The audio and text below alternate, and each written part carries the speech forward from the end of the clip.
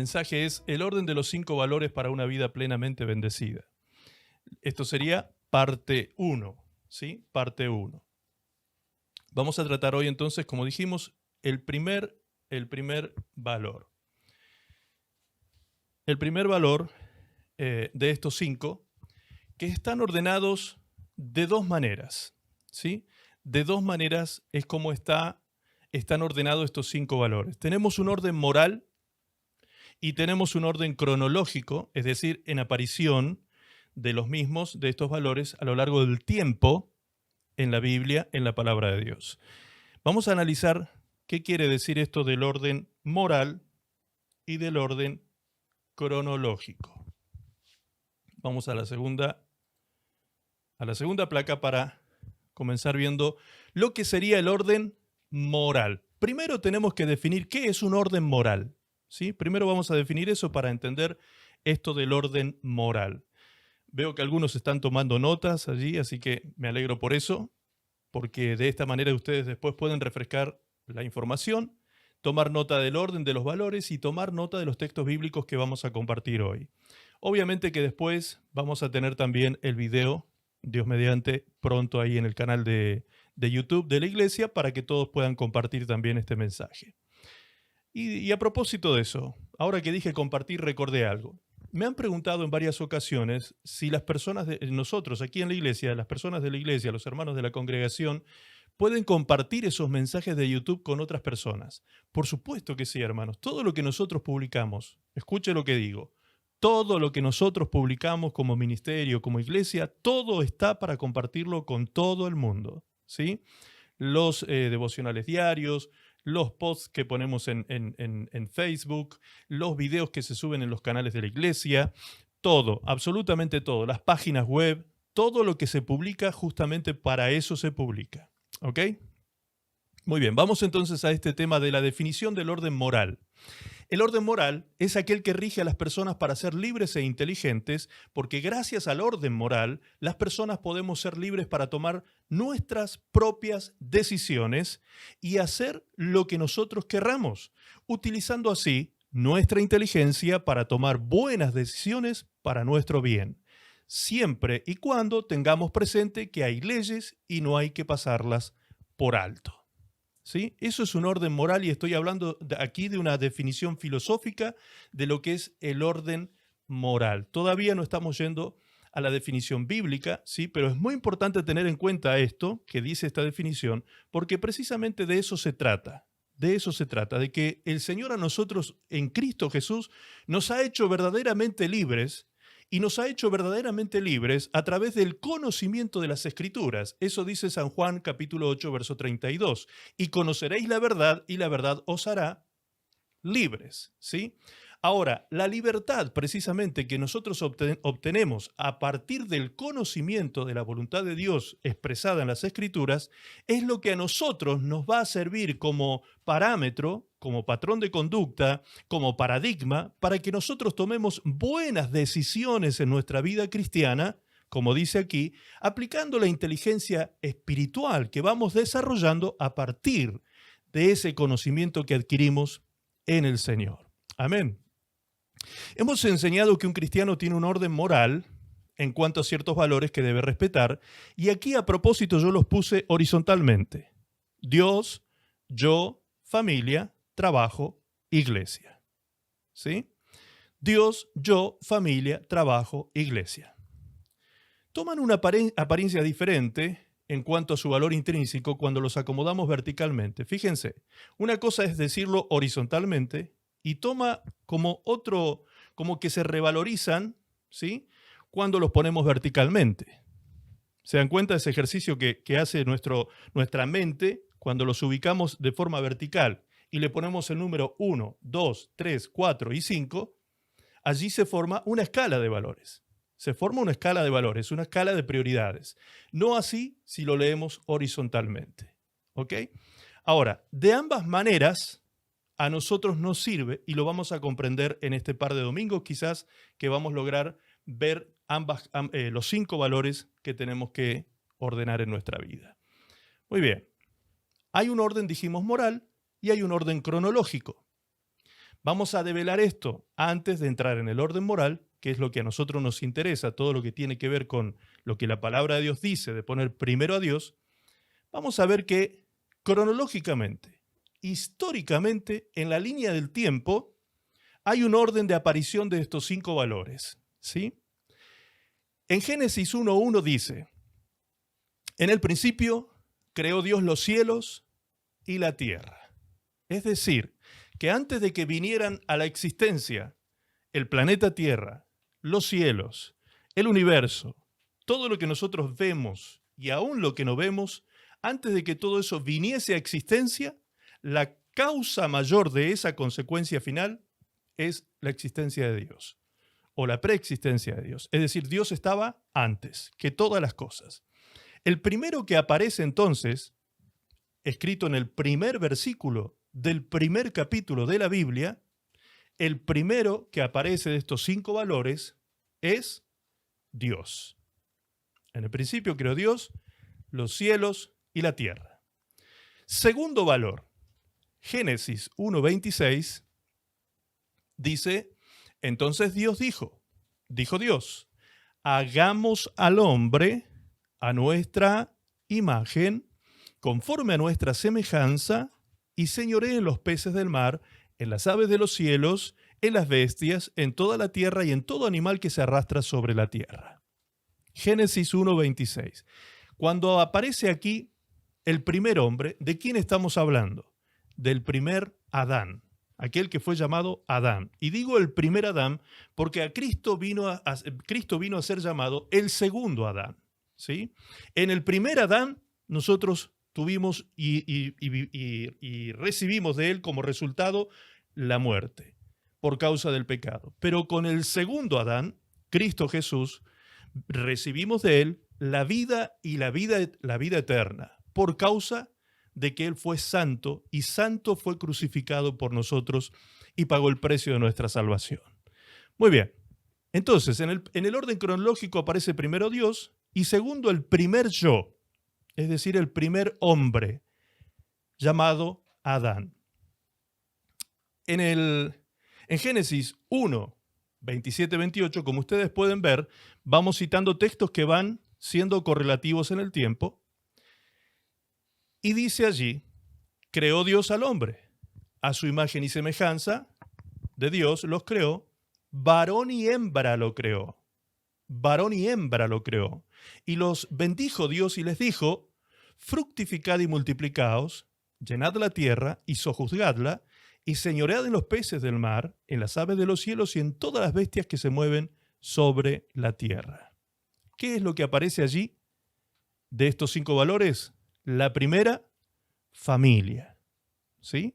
Entonces, tenemos en primer lugar a Dios, en segundo lugar, el primer yo, el primer hombre, en tercer lugar, la primera familia. Así es como van apareciendo cronológicamente los valores, estos 5 valores que mencionamos al principio. Número 4. En cuarto lugar, citamos Génesis 3:19. Allí dice, Dios hablándole al hombre le dijo, con el sudor de tu frente comerás el pan hasta que vuelvas a la tierra, porque de ella fuiste tomado, pues polvo eres, y al polvo volverás. El trabajo aparece en cuarto lugar y viene como resultado de la desobediencia del hombre, ¿sí? Dios de alguna manera disciplina al hombre que ha pecado allí en el huerto del Edén con imponerle esta carga de trabajo, una carga de sacrificio para poder ganarse el pan de cada día. Allí aparece entonces en Génesis, en cuarto lugar cronológico, el trabajo. Ahora, en el libro de Hechos de los Apóstoles, capítulo 2, verso 1 al 4, después de 4.000 años aproximadamente, 4.000 años pasaron de Génesis 1:26, cuando Dios crea al hombre, hasta Hechos, capítulo 2, verso 1 al 4, pasaron casi 4.000 años de historia de la humanidad y recién allí, en el evento llamado el Día de Pentecostés, nace la iglesia de Cristo, nace la iglesia cristiana. Dice Hechos 2:1, Cuando llegó el día de Pentecostés, estaban todos unánimes juntos y de repente vino del cielo un estruendo como de un viento recio que soplaba, el cual llenó toda la casa donde estaban sentados, y se les aparecieron lenguas repartidas como de fuego, asentándose sobre cada uno de ellos. Y fueron todos llenos del Espíritu Santo y comenzaron a hablar en otras lenguas según el Espíritu les daba que hablasen. ¿De qué estamos hablando aquí? Del momento posterior a la promesa que Jesús hizo en el capítulo 1, verso 8 del libro de los Hechos de los Apóstoles, cuando Jesús les dijo que se quedaran en Jerusalén. Él en ese momento se despidió de los discípulos y fue llevado al tercer cielo, y él les dijo a sus discípulos: quédense en Jerusalén y esperen la promesa. La promesa del Espíritu Santo tenían que esperar ellos allí en Jerusalén. Esperen y quédense allí hasta que venga el Espíritu Santo sobre ustedes. Cuando venga el Espíritu Santo sobre ustedes, dijo Jesús, recibirán poder. Recibirán poder.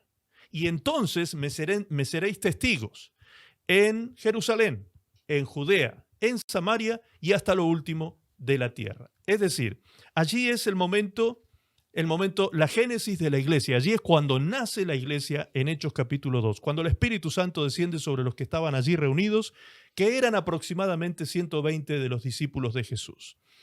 A partir de ese momento comienza la predicación del Evangelio a las naciones. Empezando por Jerusalén, ese mismo día, el día de Pentecostés, se convirtieron a Cristo 3.000 personas. 3.000 personas. Imagínense, en el segundo capítulo, en el capítulo que sigue, mejor dicho, el capítulo 3 del libro de los Hechos, Pedro y Juan van al templo a orar, y ese día se encuentran con este cojo, famoso cojo que estaba a la puerta del templo, y Dios hace un milagro en este paralítico, en este lisiado. Dios hace un milagro, y por causa de ese milagro se agolpó la gente allí en el templo, y Pedro dio un segundo discurso público. Y luego de ese segundo discurso público se convierten a Cristo unas 15 a 20.000 personas, porque el texto dice que se convirtieron 5.000 hombres, sin contar mujeres y niños. Es decir, que entre el capítulo 2 y el capítulo 3 del libro de los Hechos de los Apóstoles ya tenemos una iglesia que sobrepasa las 2.000 personas. Imagínense ustedes qué tremendo mover del Espíritu Santo había en aquel tiempo, en aquellos días, y cómo la gente tenía el corazón abierto para recibir este mensaje del Evangelio, las buenas noticias de salvación. Así es entonces como se nos ordena cronológicamente, cómo se nos ordenan cronológicamente en la línea del tiempo los 5 valores. Primero apareció Dios, segundo yo, el primer Adán, tercero la familia, ¿sí? El primer matrimonio, cuarto el trabajo y quinto la iglesia. Ese es el orden cronológico. Ahora vamos a entrar en el orden moral, que es el que nos va a llevar mucho más tiempo profundizar en él. El orden moral. ¿Qué significa esto de que Dios está primero en nuestra vida, en todas las cosas y ante todas las cosas? Jesús es el modelo. Jesús precisamente vino a ser el modelo para nosotros y también modelo en cuanto a esto. Si leemos Lucas capítulo 22, verso 42, allí dice el texto, oró diciendo, Padre, si quieres, pasa de mí esta copa, pero no se haga mi voluntad, sino la tuya. Padre, si quieres. Fíjense a lo que apela Jesús en esta oración. Aquí está el hombre de carne y hueso orando ante Dios. Aquí está el hombre de carne y hueso buscando a su Padre Dios y preguntándole al Padre si Él quiere, no si Él puede. No le pregunta si puede, lo que le pregunta es si Él quiere. Él apela a la voluntad del Padre. Jesús apela a esa voluntad perfecta del Padre. Y Él se pregunta como hombre, 100% hombre se pregunta, ¿será que acaso el Padre podrá hacerme pasar de esta situación y no ir a la cruz? Porque este es el momento previo a ser crucificado el día siguiente. Entonces vemos aquí la oración de Jesús diciendo, Padre, si quieres, pasa de mí esta copa. Pero ahora la oración toma un rumbo diferente, una dirección diferente. Y aquí es cuando el hombre espiritual, el Cristo espiritual, el Cristo toma la oración en su boca, toma dominio de esa oración de su boca y dice, pero no se haga mi voluntad, sino la tuya. No se haga mi voluntad, sino la tuya. Entonces, ¿qué fue lo que el Señor Jesucristo nos enseñó allí? Que en cuanto a voluntad, la primera voluntad que tenemos que tener en cuenta es la voluntad de Dios en nuestras vidas. No mi voluntad. Mi voluntad puede ser una voluntad errada, egoísta, terrenal, carnal, torcida, muchas veces, precisamente porque nuestra voluntad podría hasta engañarnos y jugarnos una mala pasada, porque no nos olvidemos que la palabra de Dios dice que la carne también tiene su propia voluntad. Y a veces estamos escuchando los pensamientos de la carne, como dice el texto bíblico, ¿sí? Y no buscamos en oración, como hizo Jesús, el discernir la voluntad del Padre. Qué importante este ejemplo que el Señor nos está dando. Jesús no solamente está diciendo, Padre, tu voluntad está primero en mi vida, sino que además va en oración a decirle al Padre que Él está dispuesto a respetar su voluntad y va a confirmar en oración su voluntad, a pesar de que Él como hombre sabe que en las próximas horas será crucificado, será deformado a golpes, será clavado en una cruz, será llevado a ser coronado con espinas, lacerado con el látigo romano. Él sabe lo que se le viene, entonces el hombre de carne sufre ante ese acontecimiento que está a punto de recibir su cuerpo, y es por eso que él dice esta oración. Pero inmediatamente el hombre espiritual toma dominio de esta oración y dice, no se haga mi voluntad, sino la tuya. Eso es tener a Dios en primer lugar en nuestras vidas. Jesús nos dio ejemplo de eso. Jesús nos dio ejemplo de eso, a pesar de que la voluntad perfecta de Dios era que Él muriera en la cruz. Por eso dice la palabra de Dios en Filipenses capítulo 2, versos 5 hasta el 11, allí dice que Cristo no tomó el ser igual a Dios como cosa que aferrarse, sino que se despojó a sí mismo de su deidad y se hizo hombre. Y estando en condición de hombre, se hizo siervo. Y siendo siervo, fue obediente. ¿Y hasta cuándo fue obediente? Hasta la muerte y muerte de cruz. Hasta la muerte y muerte de cruz. Es decir, que en este momento, en esta oración que Jesús estaba haciendo, Él ya era consciente del sacrificio que iba en las próximas horas a tener que llevar a cabo, dando su vida en la cruz del Calvario. Él sabía perfectamente, porque Cristo es preexistente a toda la creación, entonces Él sabía todo el sufrimiento que se venía, pero aún así, Él estuvo dispuesto a pagar el precio por el gozo puesto delante de Él, como dice la palabra de Dios. El gozo puesto delante de Él eres tú y soy yo. Nosotros estábamos más allá de la cruz. Cuando Cristo miró la cruz, detrás de esa cruz nos vio a nosotros. Él sabía que pasando ese proceso de la cruz, nos salvaría a nosotros y nos daría vida eterna. Imagínense ustedes qué maravilloso ejemplo de poner a Dios en primer lugar en su vida. Lo que Él logró justamente por poner a Dios en primer lugar en su vida. Y dice la palabra de Dios allí mismo en Filipenses que Él se humilló hasta lo sumo, siendo obediente, hasta lo sumo. Hasta morir de la forma más despectiva, la muerte más maldita que existía en aquel tiempo. Aún así, Cristo murió y pagó el precio por nosotros en la cruz del Calvario. Y por eso, dice la palabra, por eso Dios lo exaltó también hasta lo sumo. Dios también lo exaltó hasta lo sumo y le dio un nombre que es por sobre todo nombre. Un nombre que es por sobre todo nombre. Es decir, entonces, que todo aquel que paga un precio como como el que Jesús pagó, va a tener ciertas recompensas en su vida, así como Jesús también las recibió. Vamos a analizar un poco más adelante este tema de las recompensas que Dios nos dará a aquellos que hemos decidido poner a Dios en primer lugar. Ahora, Poner a Dios en primer lugar en el caso de Jesús le costó la vida. Le costó la vida. Así también le costó la vida a muchos primeros cristianos en la iglesia primitiva, cuando la iglesia fue perseguida. En muchos casos fue perseguida hasta la muerte. Y gracias a esos cristianos que no negaron a Jesús y que se mantuvieron obedientes hasta la muerte, hoy nosotros estamos aquí, siendo hijos de Dios, gracias a esos valientes cristianos que estuvieron dispuestos a poner a Dios en primer lugar en sus vidas y ser obedientes hasta la muerte. Hasta la muerte. Eso sí que es obediencia. Eso sí que es fe. Imagínense ustedes cómo habrán entrado esos mártires a la presencia del Padre. ¿Cómo habrán sido recibidos esos mártires, aquellos hombres y mujeres que dieron su vida por la causa de Cristo y del Evangelio? Ahora, una vez que Jesús hace esto en su vida, en su propia vida, Jesús no era como el hermano Gatica, que predica, pero no practica. ¿Sí? ¿Vieron ese dicho que es muy famoso en Chile? El hermano Gatica que predica, pero no practica. No, Jesús hacía primero y luego enseñaba. ¿Se acuerdan de ese orden? Él hacía las cosas primero. Su vida era un ejemplo.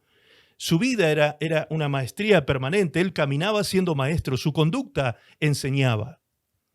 Ahora, luego de esto, fíjense que también sobre sus discípulos él derramó la misma enseñanza. Podemos ver en Mateo 6:10 que esto que Jesús practicó durante toda su vida, desde el principio hasta el fin, ser obediente y obediente hasta la muerte, él se los enseñó a sus discípulos. A sus discípulos les enseñó el Señor Jesucristo en Mateo 6:10, diciendo, cuando ustedes oren, cuando ustedes vayan a orar, digan esto en la oración: venga tu reino, hágase tu voluntad, como en el cielo, así también en la tierra. Venga tu reino, hágase tu voluntad, como en el cielo, así también en la tierra.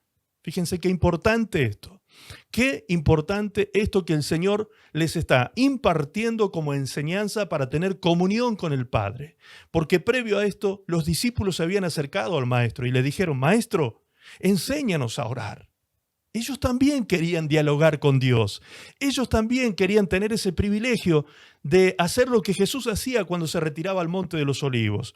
Ellos habían visto a Jesús orar y habían visto los resultados de la oración, porque la palabra de Dios nos enseña que Jesús, aún de noche, se retiraba a orar. Aún de noche se retiraba a orar para buscar el rostro del Padre, llenarse de su gracia, ¿sí? Y de esa manera, al día siguiente ocurrían milagros, señales, maravillas, cosas preciosas ocurrían en el ministerio de Jesús. Entonces, qué importante es recibir la enseñanza del Maestro en cuanto a cómo tener comunión con el Padre. Cuando vamos en oración, antes de pedir el pan de cada día, antes de pedir perdón por tus pecados, antes de pedirle a Dios que te libere del mal y de los ataques del maligno, antes que todo eso, lo primero que Jesús priorizó en el orden de la oración del Padre Nuestro fue: hágase tu voluntad. ¿Te das cuenta? ¿Cómo son entonces nuestras oraciones a la luz de ese orden que el Señor Jesucristo estableció en esta oración? ¿Cómo son nuestras oraciones? ¿No es que acaso vamos a la presencia de Dios muchas veces y solo vamos a entregarle nuestras cargas, a entregarle nuestros problemas, nuestras ansiedades, a pedirle al Señor que nos bendiga, a pedirle al Señor que nos prospere, a pedirle al Señor, a pedir? ¿No son así muchas veces nuestras oraciones? Es decir, la oración está centrada en nosotros y no en Él. La oración que hacemos muchas veces está centrada en nuestro estrés, en nuestra ansiedad, en nuestros problemas, en nuestra falta de recursos, ¿se da cuenta? Falta de trabajo o lo que sea. Y no está centrada en Él. No está centrada en Él. Qué triste es esto. Es tal cual como cuando viene un hijo y nos pide a nosotros sin darnos ni una muestra de cariño, ni de respeto, ni de nada. Solo viene y pide y reclama como si tuviese todo el derecho de hacerlo. Qué triste que es ver a los hijos actuando de esa manera. Qué bello que es Cuando un hijo es amoroso, un hijo es cariñoso, un hijo te abraza, te besa. Miren, yo tengo aquí en casa a mi hijo menor, a Franco, que menos mal que se casó, hermanos. Menos mal que se casó. Porque ya me tenía hasta acá de cariño, de amor, de abrazo, de beso, de qué sé yo. Y aún ahora de casado, todavía lo sigue haciendo. Por ahí se me acerca y ya, y que me da un abrazo y que me da un beso. Entonces, cuando uno tiene un hijo que tiene esa relación íntima con él, no hace falta ni que le pida al hijo. Ni hace falta que le pida. Uno está atento. Uno como padre está atento a ver qué necesita el hijo, qué estará necesitando, para que se sienta bien, para que esté contento, para que esté cómodo, que no le falte nada. ¿Sí? Ahora, cuando el hijo tiene una conducta totalmente contraria a esa, qué difícil se hace, ¿no? Abrir la mano para poder bendecir a ese hijo que tiene una inconducta con nosotros y una falta de demostración de amor y de cariño tremendo. Es difícil. Y si es difícil para nosotros como padres, eso nos ayuda a entender de alguna manera el corazón de Dios, porque Él es Padre con nosotros también. Él es Padre, por eso dice que Él, como nos trata como hijos, nos disciplina. Nos disciplina. ¿Sí? Esto de que, ay no, es que Diosito es amor y Diosito no castiga. Ah, ¿no? Prepárate para el lonjazo si abusás de la bondad de Dios. Porque que te va a venir la disciplina. Te va a venir. Porque la disciplina está asociada al amor. La disciplina y el amor van de la mano, son como dos piernas del mismo cuerpo, caminan y al mismo tiempo sostienen un cuerpo que va bien dirigido en la vida. Disciplina y amor, son dos piernas que sostienen ese cuerpo que camina recto, derecho, que va bien conducido y va a tener un buen fin en la vida. Entonces el Señor Jesucristo le enseñó a los discípulos lo mismo que nos enseña a nosotros a través de la Escritura, que pongamos a Dios en primer lugar en cuanto a voluntad. La voluntad de Dios está por encima de cualquier otra voluntad. No solo de mi voluntad personal, sino de cualquier otra voluntad. Amén. Primero Dios, también primero Dios en cuanto a adoración. Primero Dios en cuanto a adoración. Fíjense lo que dice la traducción del lenguaje actual, la Biblia del lenguaje actual en Romanos 12:1. Por eso, hermanos míos, dice, ya que Dios es tan bueno con ustedes, ya que Dios es tan bueno con ustedes, les ruego que dediquen toda su vida. A ver, ¿estamos leyendo bien? ¿No nos habremos equivocado? ¿Qué dice el texto? Les ruego que dediquen toda su vida. Toda, no una parte, no una porción. Toda su vida, ¿a qué? A servirle y a hacer todo lo que a Él le agrada. Así es como se debe adorar. La versión Reina Valera dice, ese es nuestro culto racional. Es decir, esta es la manera más inteligente y sabia que un hombre puede adorar a Dios, haciendo todo lo que a Él le agrada. Otra vez volvemos a su voluntad. Otra vez hace énfasis el apóstol Pablo en la voluntad de Dios. Por eso Él nos insta a que tomemos como propósito principal en nuestra vida vivir una vida agradable a Él, sirviéndole, haciendo lo que a Él le agrada. Eso es verdadera adoración. Ustedes ven allí al costadito una foto con un joven que está postrado en tierra. Esa postración es la que se practicaba en Medio Oriente y aún todavía se practica. ¿Sí? El israelita se postraba de esta manera, rostro en tierra, frente a la tierra. Se postraba de esta manera para manifestar adoración delante de Dios. ¿Por qué? Porque la palabra adoración, escrita allí en la Biblia en San Juan 4, 23 y 24, cuando habla de que Dios busca verdaderos adoradores, allí dice proskuneo. Adoración es proskuneo en griego.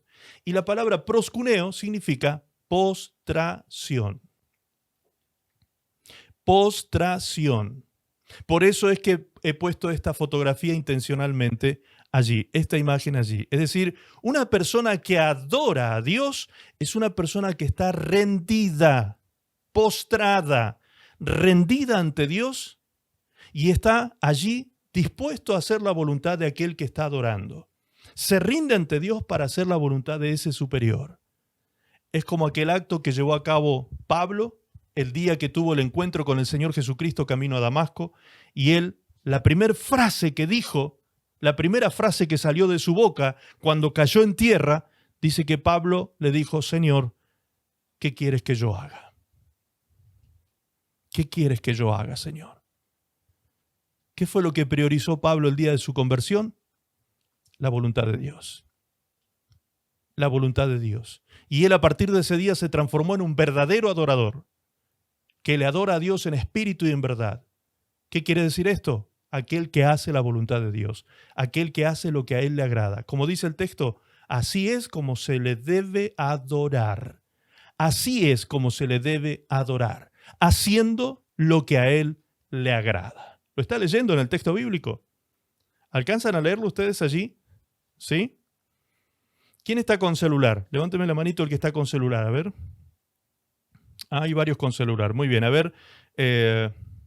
Chochi, ¿tú estás leyendo ese texto? ¿Lo alcanzas a leer? Haceme así con el dedito. Ok, perfecto.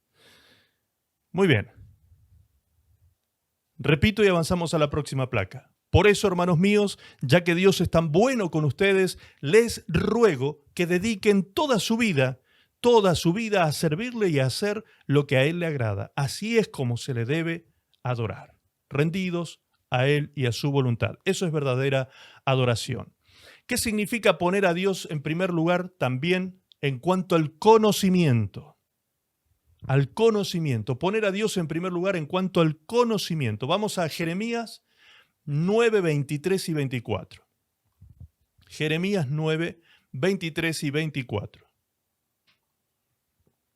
Así dijo Jehová: no se alabe el sabio en su sabiduría, ni en su valentía se alabe el valiente, ni el rico se alabe en sus riquezas, mas alábese en esto el que se hubiere de alabar, en entenderme y conocerme, que yo soy Jehová, que hago misericordia, juicio y justicia en la tierra, porque estas cosas quiero, dice Jehová.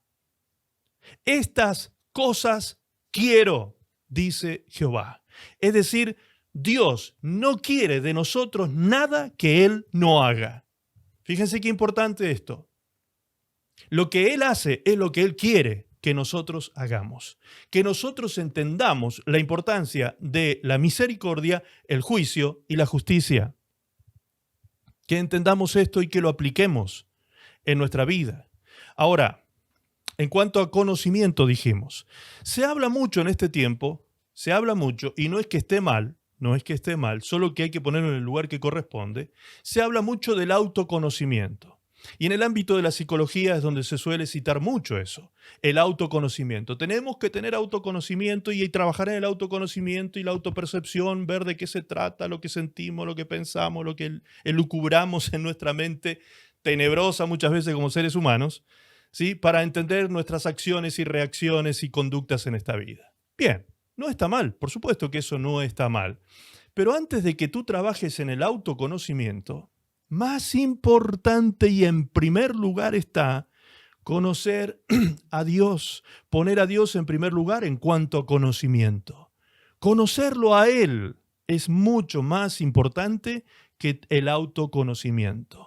Porque conocerlo a Él te va a traer a ti la ventaja de tomarte de todas las bendiciones que Dios quiere darte a ti, todos los atributos transferibles de Dios, todo lo que Dios te quiere transferir a tu vida de su propio carácter y de su propia naturaleza por medio del Espíritu Santo, lo cual va a cambiar todas esas áreas oscuras que hay en tu vida de pronto. Ese autoconocimiento que estás practicando para tratar de corregir las zonas erróneas, etcétera, etcétera, las vas a corregir en la presencia de Dios, porque ¿sabes qué pasa cuando entramos a la presencia de Dios y nos paramos frente a su palabra? Lo que ocurre es que inmediatamente aparecen las manchas en nuestra vida. El autoconocimiento viene por consecuencia. Cuando tú te miras en la palabra como si fuese un espejo, el autoconocimiento salta solo. Inmediatamente el autoconocimiento se comienza a dar, porque tú empiezas a verte en la palabra de Dios como si fuese un espejo. Y allí aparecen todas las arrugas, todas las manchas, todas las cosas que hay que quitar de nuestra vida. ¿Me explico? Entonces es más importante entrar en el conocimiento de Dios. Entrar en el conocimiento de Dios es entrar en el conocimiento de la palabra, porque la palabra de Dios es el pensamiento de Dios escrito. Es el pensamiento de Dios escrito.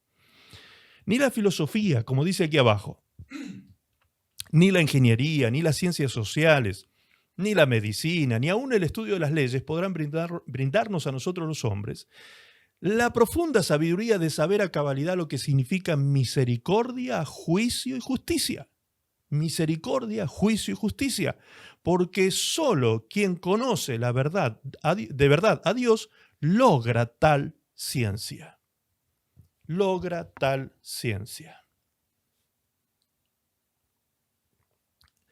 Hace unos días, un par de días atrás, escuchaba a un fiscal, un audio que se filtró, un fiscal chileno con una jueza que estaba tomándole el pelo al fiscal en una conversación y actuando de muy mala manera como jueza. No sé si allí los hermanos de Chile lo habrán escuchado o lo habrán visto, esto que estoy mencionando.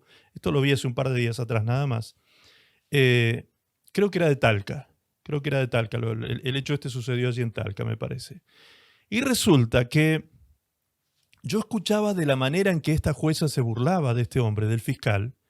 El fiscal se dirigía a ella con un respeto enorme, con mucha diplomacia, con mucho respeto. Y esta mujer se burlaba de él en esa conversación. Se burlaba de él. Y yo pensaba dentro mío, decía, Dios mío, estos son los jueces de la tierra. Estos son los jueces de la tierra.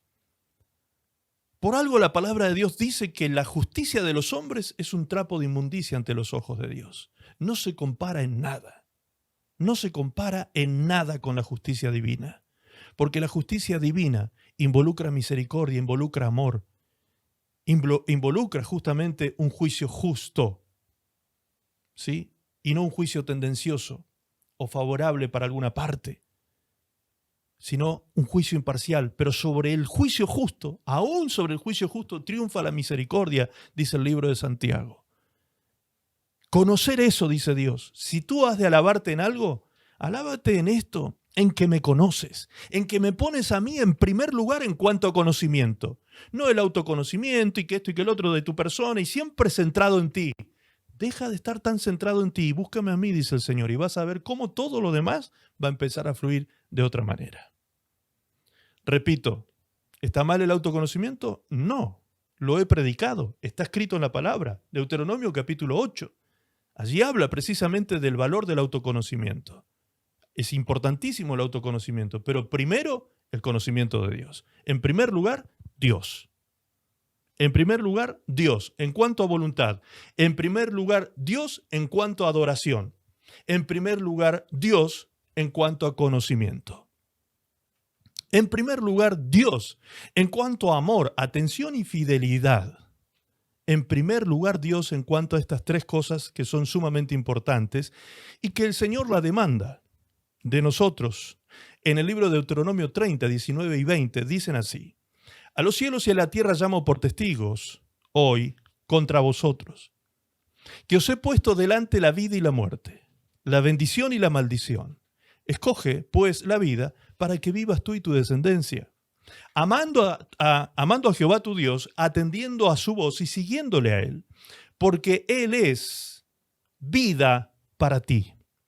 Él es vida para ti y prolongación de tus días, a fin de que habites sobre la tierra que juró Jehová a tus padres, Abraham, Isaac y Jacob, que les había de dar. Entonces, en cuanto al amor, Dios tiene que ser nuestro mayor objetivo de nuestro amor. El mayor objeto de nuestro amor, el mayor objetivo de nuestro amor, la mayor meta de nuestro amor tiene que ser Dios. De esto estamos hablando precisamente. Dios en primer lugar en cuanto al amor. Cuando yo pongo a Dios en primer lugar en cuanto al amor, su amor va a fluir sobre mi vida, como dice Romanos 5:5, y entonces yo podré amar lo que no se puede amar. Lo insoportable lo podré soportar. ¿Me explico? Porque el amor todo lo puede, todo lo soporta, todo lo espera. El amor nos da una capacidad a nosotros sobrenatural. El amor de Dios nos da una capacidad que nosotros con nuestros amores humanos no podemos alcanzar. ¿Recuerdan cuando hablábamos de los 3 tipos de amor? Filio, eros y ágape. Bien, el amor filio y el amor eros, amores físicos y amores sentimentales que tenemos nosotros los seres humanos, son amores finitos, son amores que se acaban, son amores que se terminan, son amores que se enfrían y mueren. Pero el amor de Dios perdura para siempre. El amor de Dios todo lo puede, todo lo cree, todo lo soporta. El amor de Dios nunca deja de ser, no se envanece, no busca lo suyo propio. ¿Sí? El amor de Dios se derrama en nuestras vidas. Cuando nosotros le amamos a Él y lo buscamos a Él, nos vamos a llenar de Él. Por eso es tan importante escoger bien, como dice aquí el verso 19. Escoge pues la vida, porque el escoger la vida es escoger la bendición. ¿Qué dice aquí? Muerte y maldición, vida y bendición. Esos son los 2 caminos que Dios nos pone por delante. Alguno dirá, pero pastor, eso está en el Antiguo Testamento. Perfecto. ¿Y en el Nuevo Testamento no dice lo mismo? ¿Acaso Jesús no habló de las 2 puertas? ¿De la puerta ancha y la puerta estrecha? ¿Acaso Jesús no habló del camino ancho y del camino angosto? Es exactamente lo mismo. Y el resultado de ambos es exactamente el mismo. ¿Te das cuenta? Entonces, es un principio que está rigiendo en el Antiguo Testamento como en el Nuevo Testamento. Si nosotros hacemos la voluntad de Dios y somos agradables ante sus ojos, buscando hacer su voluntad cada día, Dios se agradará de nosotros y toda clase de bendición y recompensa por causa de la obediencia vendrá a nuestras vidas. Ahora, ¿tú crees que sería justo que Dios bendiga hoy a un hijo de Dios desobediente, rebelde, que no hace su voluntad, que vive apartado de su presencia, que no quiere ni saber con su palabra? No, pero él aceptó a Jesús en su corazón y ya es hijo de Dios. No, Señor. No, Señor. Ni siquiera entrará al reino de los cielos, dice Mateo capítulo 7. Jesús dijo allí, en este capítulo, cuando hablaba de los falsos profetas, comenzó diciendo, no todo el que me dice Señor, Señor, entrará al reino de los cielos. Así que no te engañes. No por llamarme a mí Señor, crees que vas a entrar al reino de los cielos, sino el que hace la voluntad de mi Padre que está en los cielos. Ese es el que entra. El que hace la voluntad de mi Padre que está en los cielos. Fíjense cómo el Señor Jesucristo otra vez prioriza y pone en primer lugar a Dios y a su voluntad. Entonces, en cuanto al amor, primero Dios. En cuanto a la atención, ¿qué estamos atendiendo? ¿Qué estamos atendiendo? El verso 20 dice, amando a Dios. Esta es la manera en que nosotros elegimos la vida y la bendición, amando a Dios. Y lo segundo es atendiendo a su voz. ¿Qué voces estamos atendiendo en este tiempo? Hoy en día que las voces se proliferan por los medios de comunicación, llenando a la gente y a las multitudes de miedo, de pánico, de incertidumbre, de desesperanza, de desesperación, ¿nosotros vamos a entrar en esa corriente del mundo por causa de todo lo que está ocurriendo en esta tierra? Claro que no. Nosotros sí vamos a ser preventivos, sí vamos a cuidar las formas, sí vamos a cuidar la manera de ser precavidos, sí vamos a hacer lo que dice Proverbios 22:3. El inteligente ve el mal y se aparta. Eso vamos a hacer, la voluntad de Dios, la voluntad del Padre. Pero nunca dejarnos llevar por la corriente de las voces de esta tierra que están llenando de miedo, temor y angustia a millones de personas en esta tierra. Nosotros tenemos a Cristo, nosotros no estamos en crisis. Nosotros estamos en Cristo y no en crisis. Amén. Es muy diferente. Es muy diferente. A nosotros las crisis nos sirven. A nosotros las crisis, los hijos de Dios, a las crisis las utilizamos para crecer. Las utilizamos para desarrollarnos aún más. Estando en Cristo las cosas son diferentes. La mirada ante el mundo, la vida y el futuro son totalmente diferentes cuando estamos en Cristo Jesús. Pero ¿cuándo podemos tener nosotros una mente en paz? Cuando conocemos su voluntad, cuando amamos su palabra, cuando estamos atentos a su voz, cuando estamos atentos a su voz.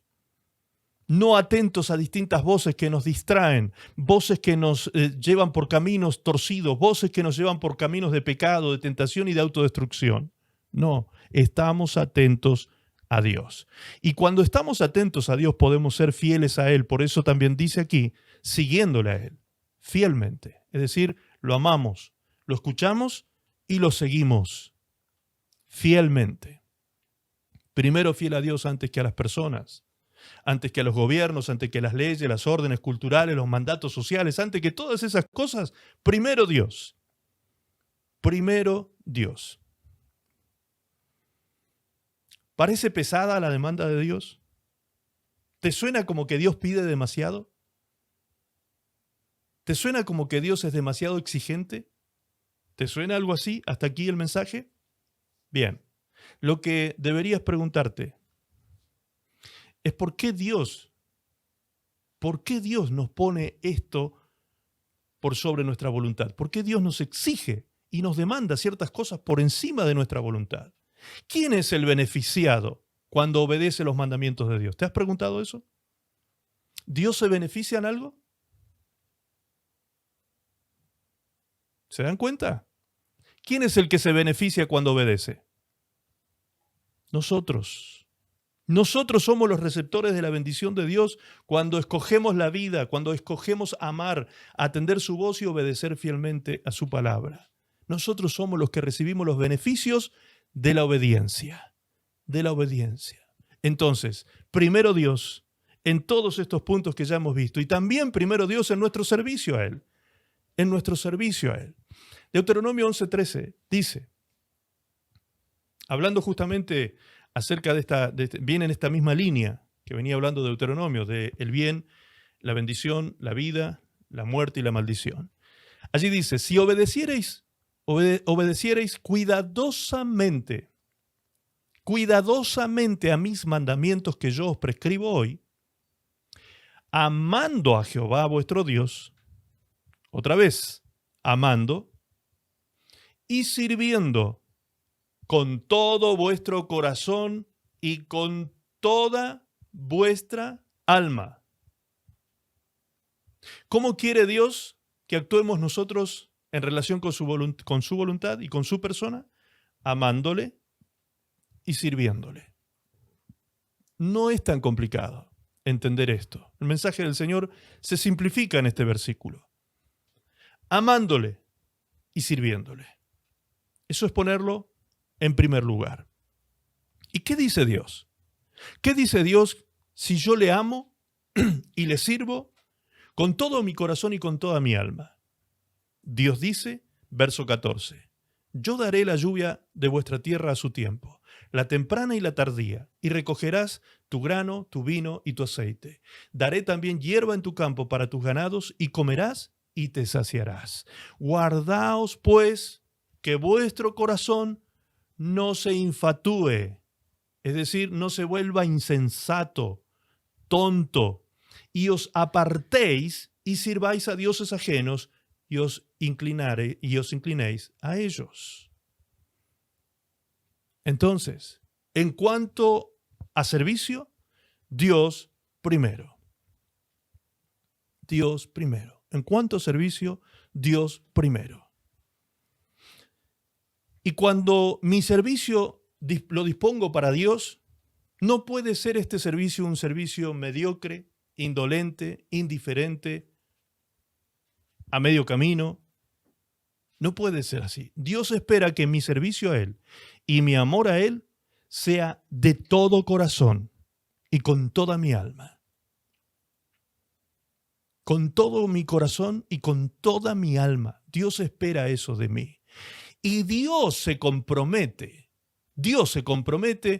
a bendecirme abundantemente por causa de mi obediencia y de mi amor hacia Él.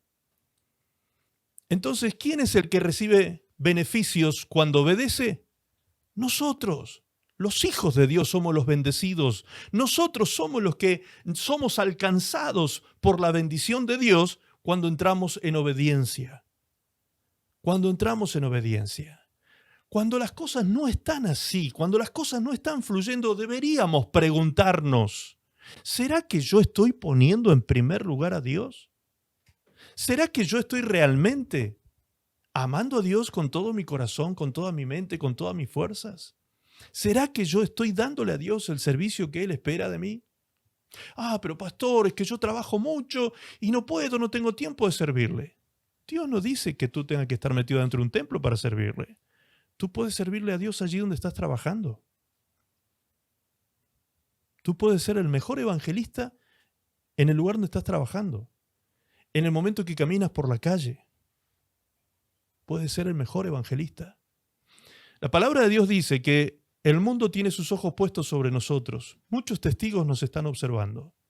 Muchos testigos nos están observando. ¿Recuerdan que alguna vez yo les dije en algún mensaje, inclusive lo compartí en un post en Facebook, diciendo algo así como esto? El mundo no lee Biblias. El mundo lee cristianos. Los cristianos leemos Biblia y la Biblia es la luz nuestra. La palabra de Dios es nuestra luz, ¿sí? Como Jesús dijo y como dice la palabra también en Salmo 119, 115. Allí dice ese versículo, lumbrera es a mis pies tu palabra. La palabra de Dios es luz en nuestro camino. Pero el mundo no lee Biblia, por lo tanto no tiene esa luz que nosotros tenemos. ¿Pero qué es lo que lee el mundo? El mundo lee cristianos. ¿Y por qué decimos esto? Porque lo dijo Jesús. Jesús dijo, vosotros sois la luz del mundo.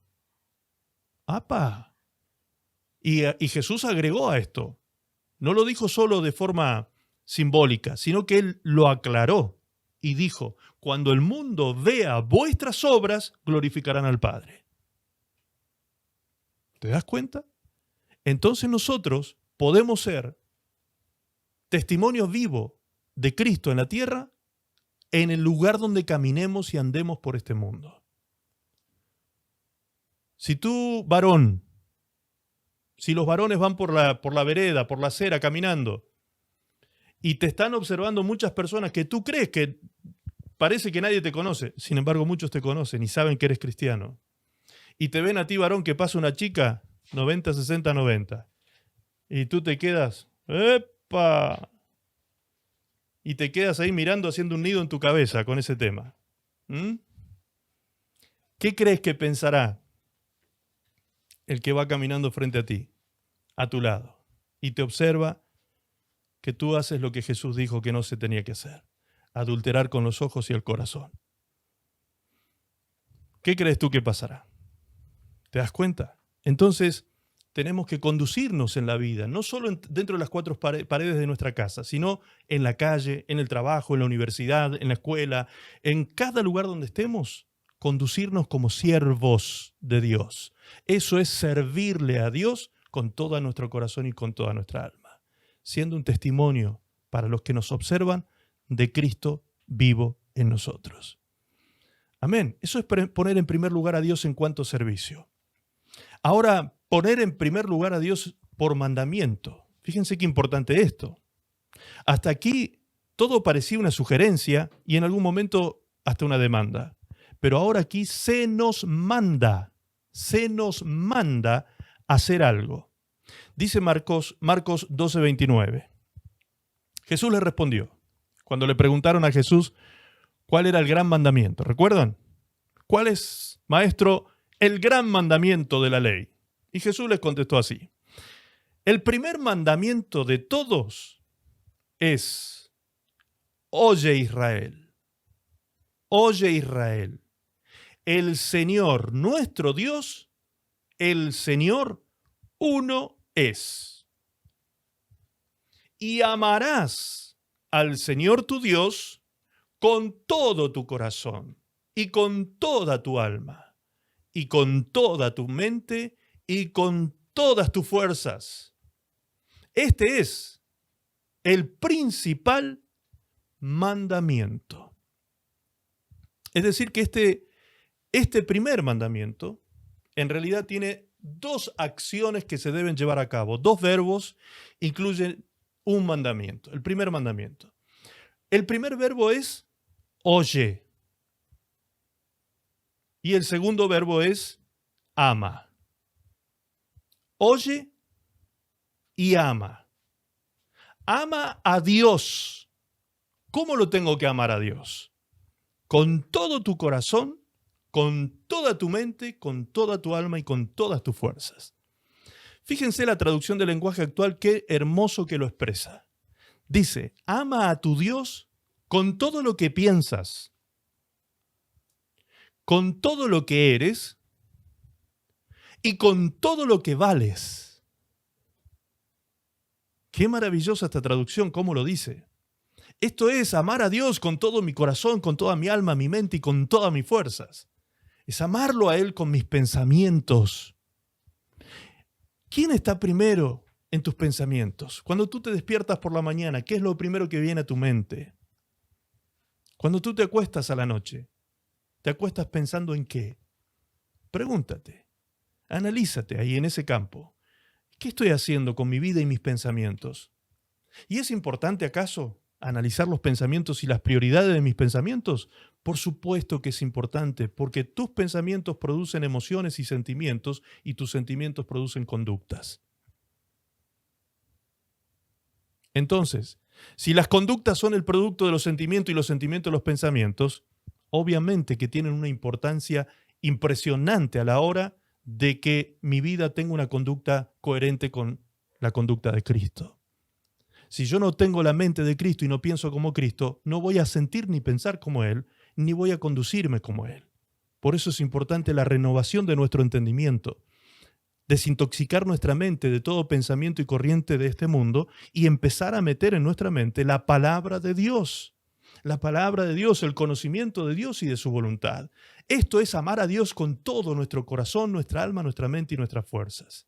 Ahora, lo primero que decía era, oye Israel. Este primer mandamiento, el primer verbo que menciona, la primera acción que Dios demanda es que lo oigamos. Antes de amarlo, oigamos algo que es muy importante. Dice, oye Israel. El Señor tu Dios, el Señor nuestro Dios, el Señor uno es. Esto dice Marcos 12:29.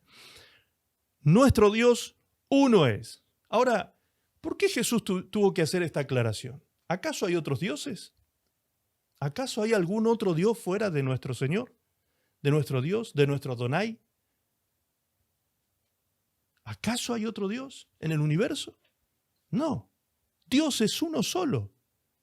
Pero sí hay, y aún entre los hijos de Dios, intentan muchas veces instalarse en nuestro corazón falsos dioses. Los falsos dioses también son llamados ídolos en la palabra de Dios. Ídolos.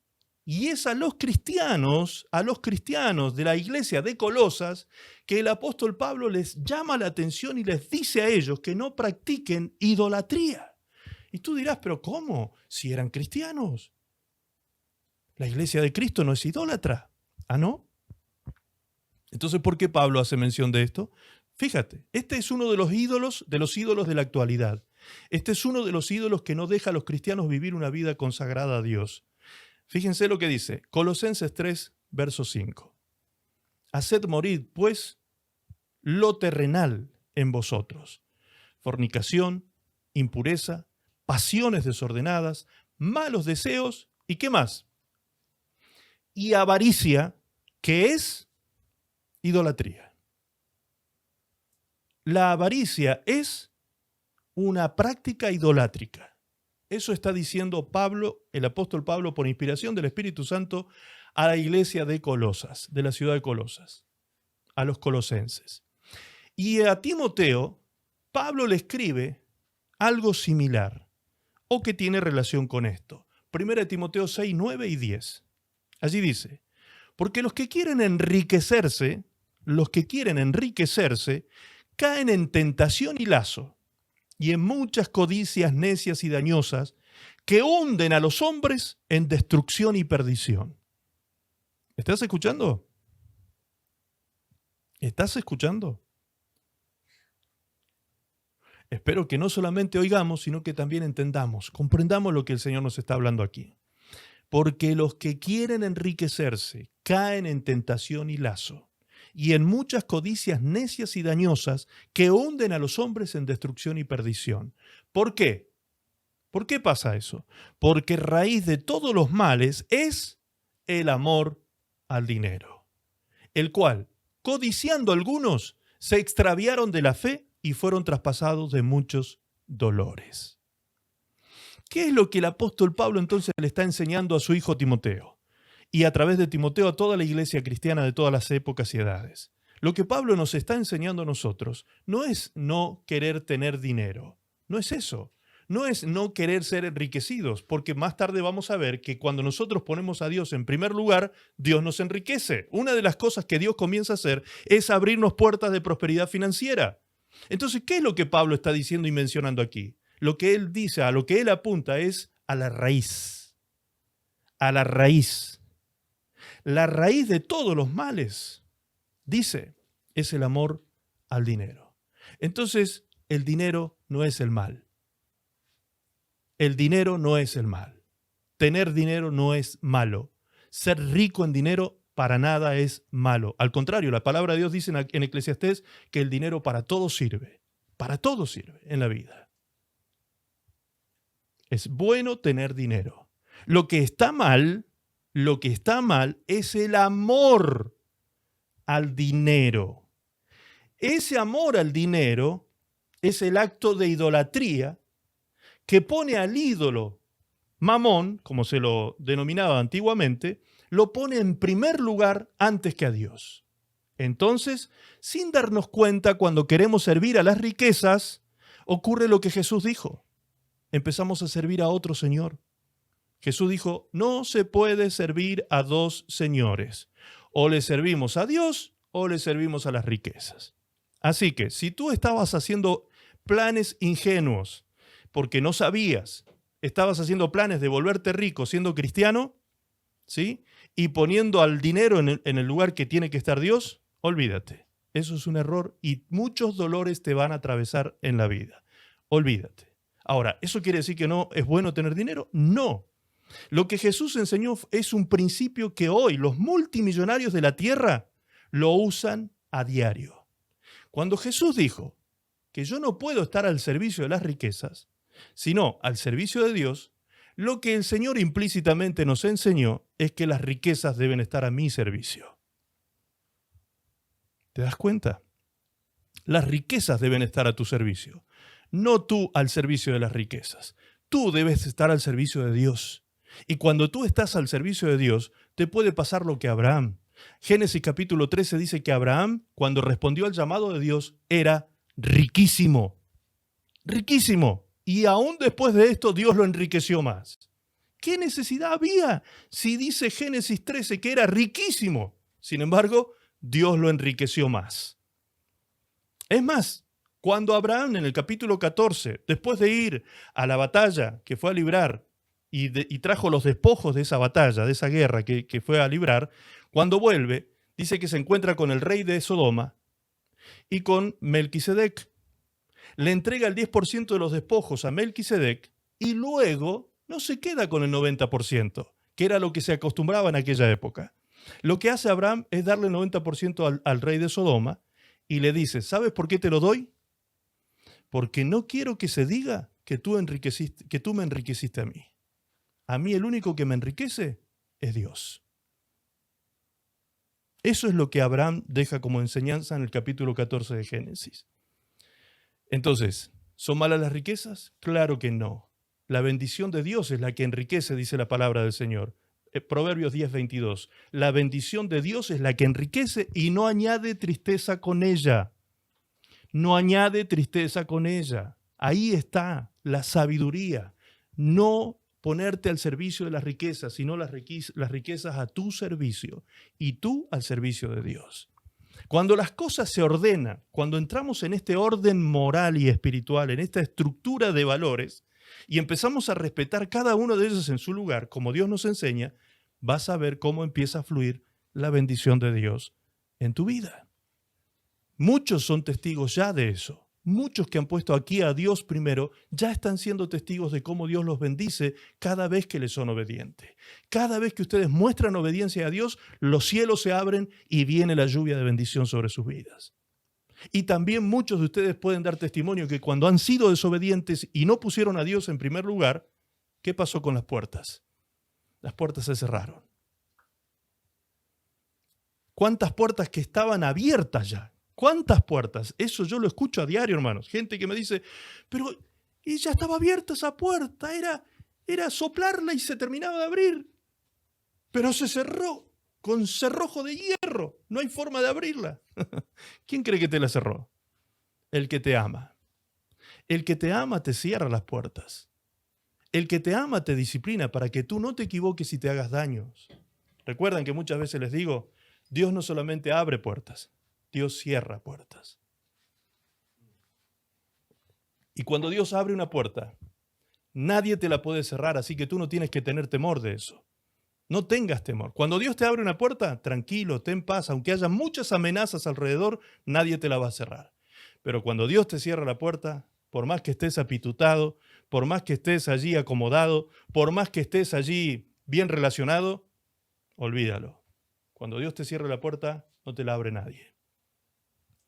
Así es como funciona la vida de un cristiano, de un hijo de Dios que quiere hacer la voluntad de Dios. Dios primero. Dios primero en nuestra economía y finanzas. Fíjense lo que dice la palabra de Dios respecto a eso. Dice en Proverbios 3:9 y 10. Honra a Jehová con tus bienes y con las primicias de todos tus frutos, y serán llenos, escuche lo que dice, serán llenos tus graneros con abundancia, y tus lagares rebosarán de mosto. ¿Se dan cuenta cómo cada vez que Dios pone una demanda, también pone allí una promesa?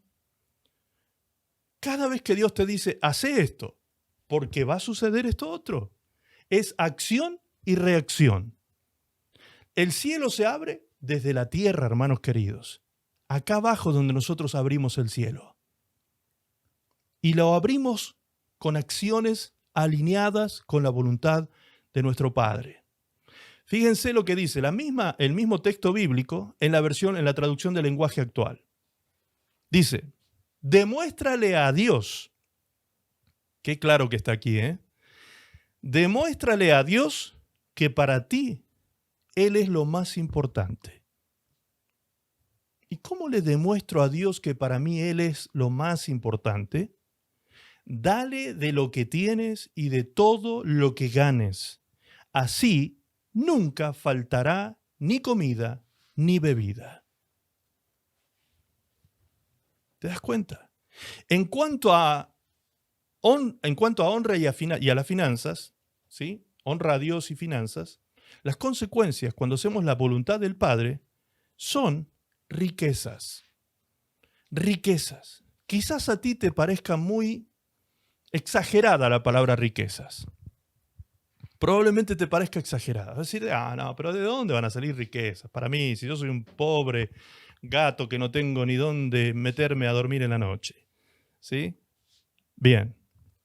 Si tú le prestas oído a Dios, lo amas con todo tu corazón, le sirves con toda tu alma, lo pones en primer lugar a Él, en cuanto a voluntad, en cuanto a adoración, en cuanto a conocimiento, en cuanto a honra, déjame decirte algo, prepárate,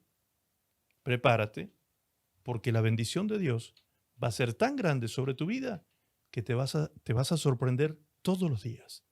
Te vas a levantar para sorprenderte.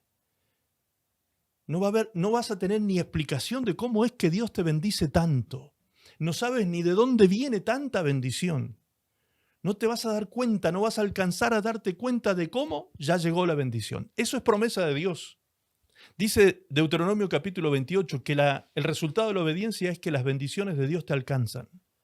Fíjense qué interesante ese principio. Dice que te alcanzan, no dice que tú las tienes que salir a buscar, dice que te alcanzan a ti. Te van a andar buscando. Las bendiciones te van a andar buscando y te van a alcanzar. Las bendiciones te van a llegar de pronto, sorpresivamente, se van a empezar a abrir puertas. Dios va a hacer cosas extraordinarias. ¿Por qué? Porque tú lo pusiste a Él en primer lugar.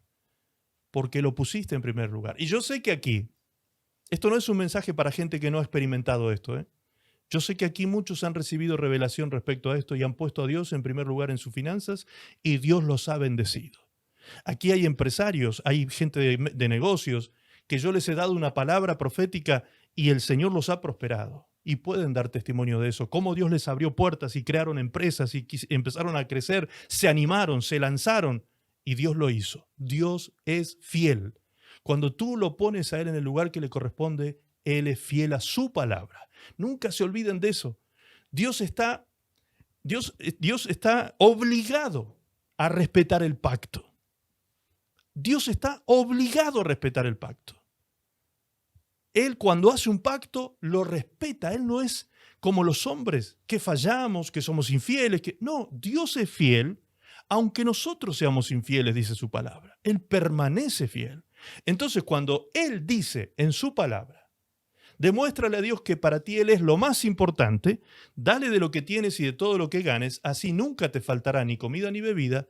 Eso es un compromiso de Dios. Es como cuando Dios le habla a Israel allí en Malaquías, capítulo 3, verso 9, 10, 8, 9 y 10, cuando le dice, pruébenme en esto. Ese pacto que Dios tenía con Israel acerca de los diezmos y las primicias, ese pacto que el pueblo de Israel no respondía a eso, eran infieles a eso, Dios les llamó la atención y les dijo, pruébenme, pónganme a prueba y van a ver si yo no les voy a bendecir. Voy a abrir las ventanas de los cielos y la bendición va a sobreabundar sobre sus vidas. Y el devorador va a salir corriendo. Yo mismo me voy a encargar de quitar de vosotros el devorador. ¿Te das cuenta, amada, amado? No hay por qué estresarse. No hay por qué llenarse de afán. Como dijo Jesús en el capítulo 6 de Mateo, no te llenes de afán. Deja que cada día tenga su propio afán. No te llenes de afán. Trae las cargas al Señor. Ven a mí, dice el Señor. Todos los que estén trabajados y cargados, vengan a mí que yo los voy a hacer descansar. Descansa en Él tus afanes, tu ansiedad. Echa sobre Él toda tu ansiedad y vas a ver la mano de Dios obrando a tu favor. Ay, pastor, qué difícil que es a veces. Sí, claro que sí. ¿Sabes qué difícil que es? ¿Qué tan difícil es? Te cuesta la vida. Tienes que morir. Es tan difícil como entregarse a la muerte. Eso es morir. Eso es morir cada día. Cada día. Morir a lo que nuestra carne nos pide, nos demanda, nos quiere llevar, nos seduce para ir detrás de cosas que no debemos. ¿Te das cuenta? Amada y amado, el Señor nos quiere bendecir abundantemente. Yo estoy preparando a la iglesia con este mensaje para que vivan una vida muy bendecida en estos próximos tiempos que vienen, que son muy difíciles para esta tierra. Por eso yo no puedo esconder esta revelación. Yo no puedo esconder esto que dice la palabra de Dios de ustedes. Ustedes tienen que aprender estas cosas y tienen que empezar a experimentar estas cosas para que sus vidas sean sumamente bendecidas, abundantemente bendecidas. Ustedes lo van a experimentar y ustedes van a dar testimonio de eso cuando lo apliquen obedientemente. Ahora terminamos ya, estamos yendo al final del mensaje, hablando de Dios en primer lugar como causa, como causa. ¿Te has preguntado cuál es la causa más grande que tú podrías apoyar, respaldar y aún embarcarte por completo con toda tu vida? ¿Te has preguntado eso alguna vez? ¿Cuál sería la causa más grande, más digna, la causa más gloriosa en la cual yo podría ocupar mi vida, darle propósito a mi vida ocupándome de esa causa? Hay gente que dice, mi causa es cuidar los bosques que están siendo talados. Y me lo paso buscando fondos para plantar plantitas en los bosques y en los lugares donde no hay árboles. Bien, un aplauso para ellos. Otros dicen, el propósito de mi vida es, me asocié a Greenpeace porque quiero cuidar la vida de los océanos. ¿Sí? Y no quiero que nuestros pececitos terminen muertos por causa de que los chinos arrasan con todo. Perdón si hay algún chino presente. Entonces, esas causas también no son malas, son causas buenas, son causas dignas, pero hay otros que Y conozco gente que hace de su Facebook una causa, por ejemplo. Y la causa de su Facebook es cuidar animalitos que andan perdidos. ¿Sí? Y suben fotos todo el tiempo. El perrito que vi en tal dirección que está perdido. Yo adopté a este que necesita una casa de tránsito o una casa de adopción y así se pasan la vida cuidando animalitos y restaurando animalitos que están heridos y demás. ¿Está mal eso? No, está bien. Pero no puedes hacer de eso la causa y el propósito de tu existencia.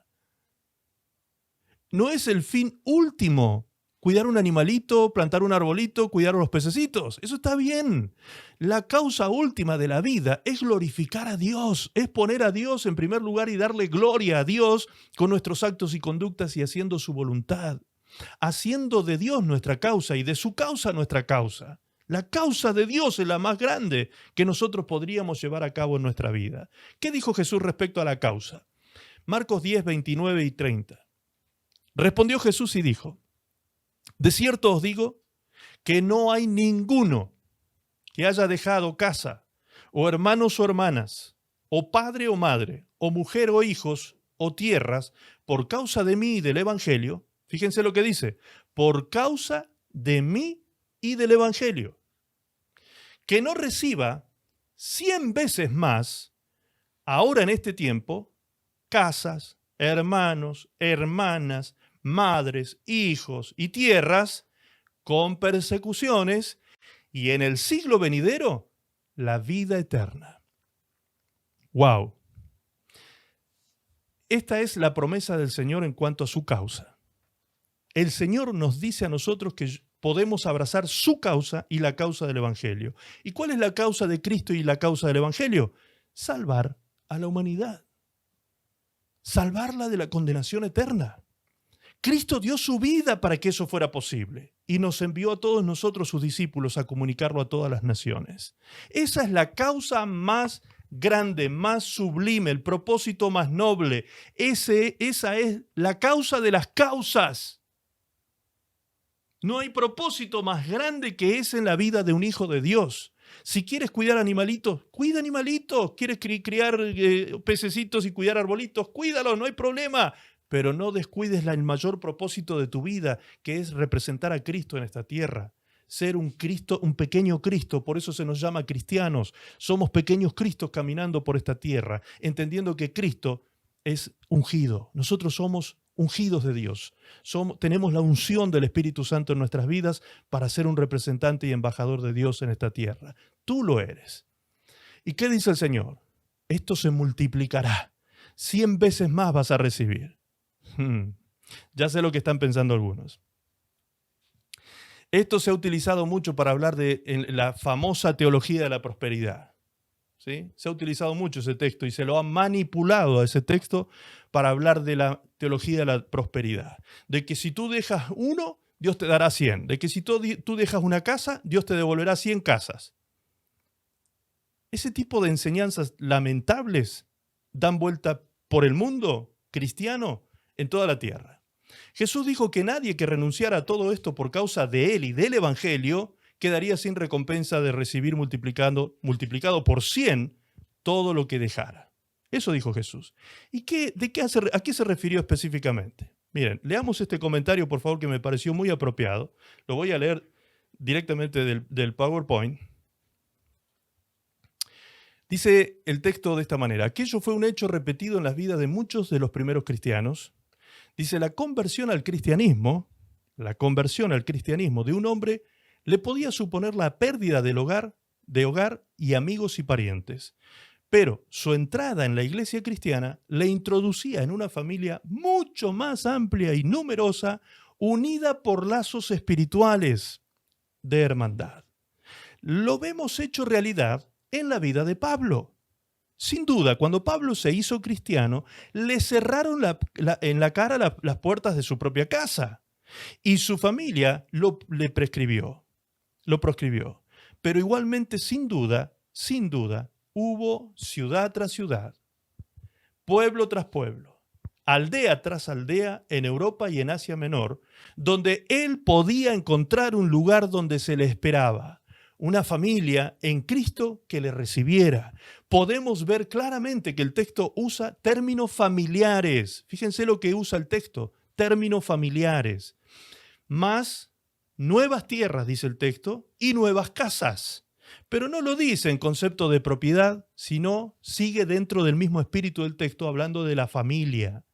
De la familia. Es lo que a mí me ha pasado, hermanos amados. Cada vez que yo viajo, cada vez que he viajado al país que haya ido, yo llego a una ciudad y me está esperando un hermano con los brazos abiertos en la terminal o en el aeropuerto. Me está esperando alguien allí. Hola, pastor, Dios te bendiga. Bienvenido a nuestro país, bienvenido a nuestra ciudad. Y nos subimos al vehículo y nos vamos y nos encontramos con la familia. Hermanos preciosos en Cristo, nos abrazamos. Nos amamos entrañablemente como ni siquiera con mi familia de sangre tengo esa demostración de cariño y de amor. Tengo cantidad de hermanos, miles de hermanos por muchas naciones que me conocen, que me reciben con mucho cariño. En cada lugar donde voy tengo una casa. En cada lugar donde voy tengo una familia. En cada lugar donde voy tengo hermanos y hermanas. Y tengo hermanas mayores que son como madres para mí. Aquí mismo tengo a mi mamita Vic en la iglesia. ¿Sí? Que es como una mamá para mí. ¿Te das cuenta? A mí el Señor, yo dejé algo por Él, dejé la vida vieja por Él y hoy tengo aquí mismo, en la iglesia online, una familia gigantesca, hermosa, preciosa, de distintas naciones. Tengo casas en Colombia que me esperan, tengo casas en Chile que me esperan, tengo casas en Estados Unidos que me esperan, tengo casas por distintos países, Perú, Bolivia, Argentina. ¿Te das cuenta? De eso estaba hablando el Señor, de la gran familia de Cristo. De la gran familia de Cristo. El Señor, aunque dejamos detrás quizás familias que nos despreciaron por hacernos cristianos, hoy en Cristo Jesús tenemos multitudes de hermanas, multitudes de hermanos, multitudes de madres y padres, multitudes de casas y de nuevas tierras para ir a tomar y conquistar. Gloria a Dios. Mismo Pablo puso ejemplo. Romanos 16:13 dice que la madre de Rufo había sido tan buena para él como una madre. Como una madre. Dice así ese versículo. Saludad a Rufo, distinguido creyente, y a su madre, que ha sido también como una madre para mí. ¿Se dan cuenta? Allí está utilizando el apóstol Pablo esta ligazón, esta ligadura almática de amor cristiano, de que somos realmente familia. También habla de Onésimo. En Filemón, capítulo 1, verso 10 dice, te suplico por mi hijo Onésimo, quien llegó a ser mi hijo mientras yo estaba preso. No estaba hablando de un hijo de sangre. Estaba hablando de uno que llegó a ser como un hijo para él mientras estuvieron presos por causa del Evangelio y por causa de Cristo. ¿Te das cuenta? ¿A cuántos yo amo de esa manera? ¿A cuántos aquí en la iglesia me despiertan el cariño de padre? Los abrazo y los quiero como si fueran mis hijos. De eso habla el Señor. De eso, el mundo nos desprecia, el mundo de pronto no nos quiere. Mis parientes dejaron de tratarme cuando yo me convertí a Cristo, pero hoy tengo cientos y miles de hermanos distribuidos en toda la tierra, millones de hermanos. Y aquí en la tierra son pocos comparados con los que me están esperando en el cielo. Por eso Jesús dijo, en esta tierra y en el siglo venidero. Aún en el cielo tenemos millones en la gran familia de Cristo que nos están esperando. ¿Te das cuenta? Es precioso lo que el Señor nos da cuando nosotros, por causa de Él y del Evangelio, consagramos nuestra vida a su causa. Fíjense, miren la multitud esa. Una simple cruzada evangelista con el hermano Luis Palau. Miren la cantidad de gente que hay allí buscando a Dios. ¿Se imaginan ustedes cuando entremos al cielo? Qué multitudes, ¿no? Estaremos allí adorando al Señor. Así sucedería, dice este texto que estábamos leyendo, con todos los cristianos en los primeros tiempos y aún hoy. Cuando su propia familia los excluía, entraban en la familia más amplia de Cristo, la iglesia. La iglesia, la cual es muy numerosa en la tierra, pero multiplicada por cientos de veces en el cielo. En el cual entraremos, dice, en el cielo, entraremos previo a haber padecido persecuciones, es decir, muchas aflicciones. Así que cuando te sobrevengan las tribulaciones y las aflicciones, no te sorprendas, estás siendo preparado para calificar, estás siendo preparado para entrar a la presencia de Dios. Dios te está preparando para recibirte con honores en los cielos. El Señor te está preparando. Hechos 14:22 dice, confirmando los ánimos de los discípulos, exhortándoles a que permaneciesen en la fe y diciéndoles, es necesario que a través de muchas tribulaciones entremos en el reino de Dios. Así que no te sorprendas cuando vengan tribulaciones, problemas, dificultades. No te sorprendas. Allí es cuando Dios te está poniendo a prueba.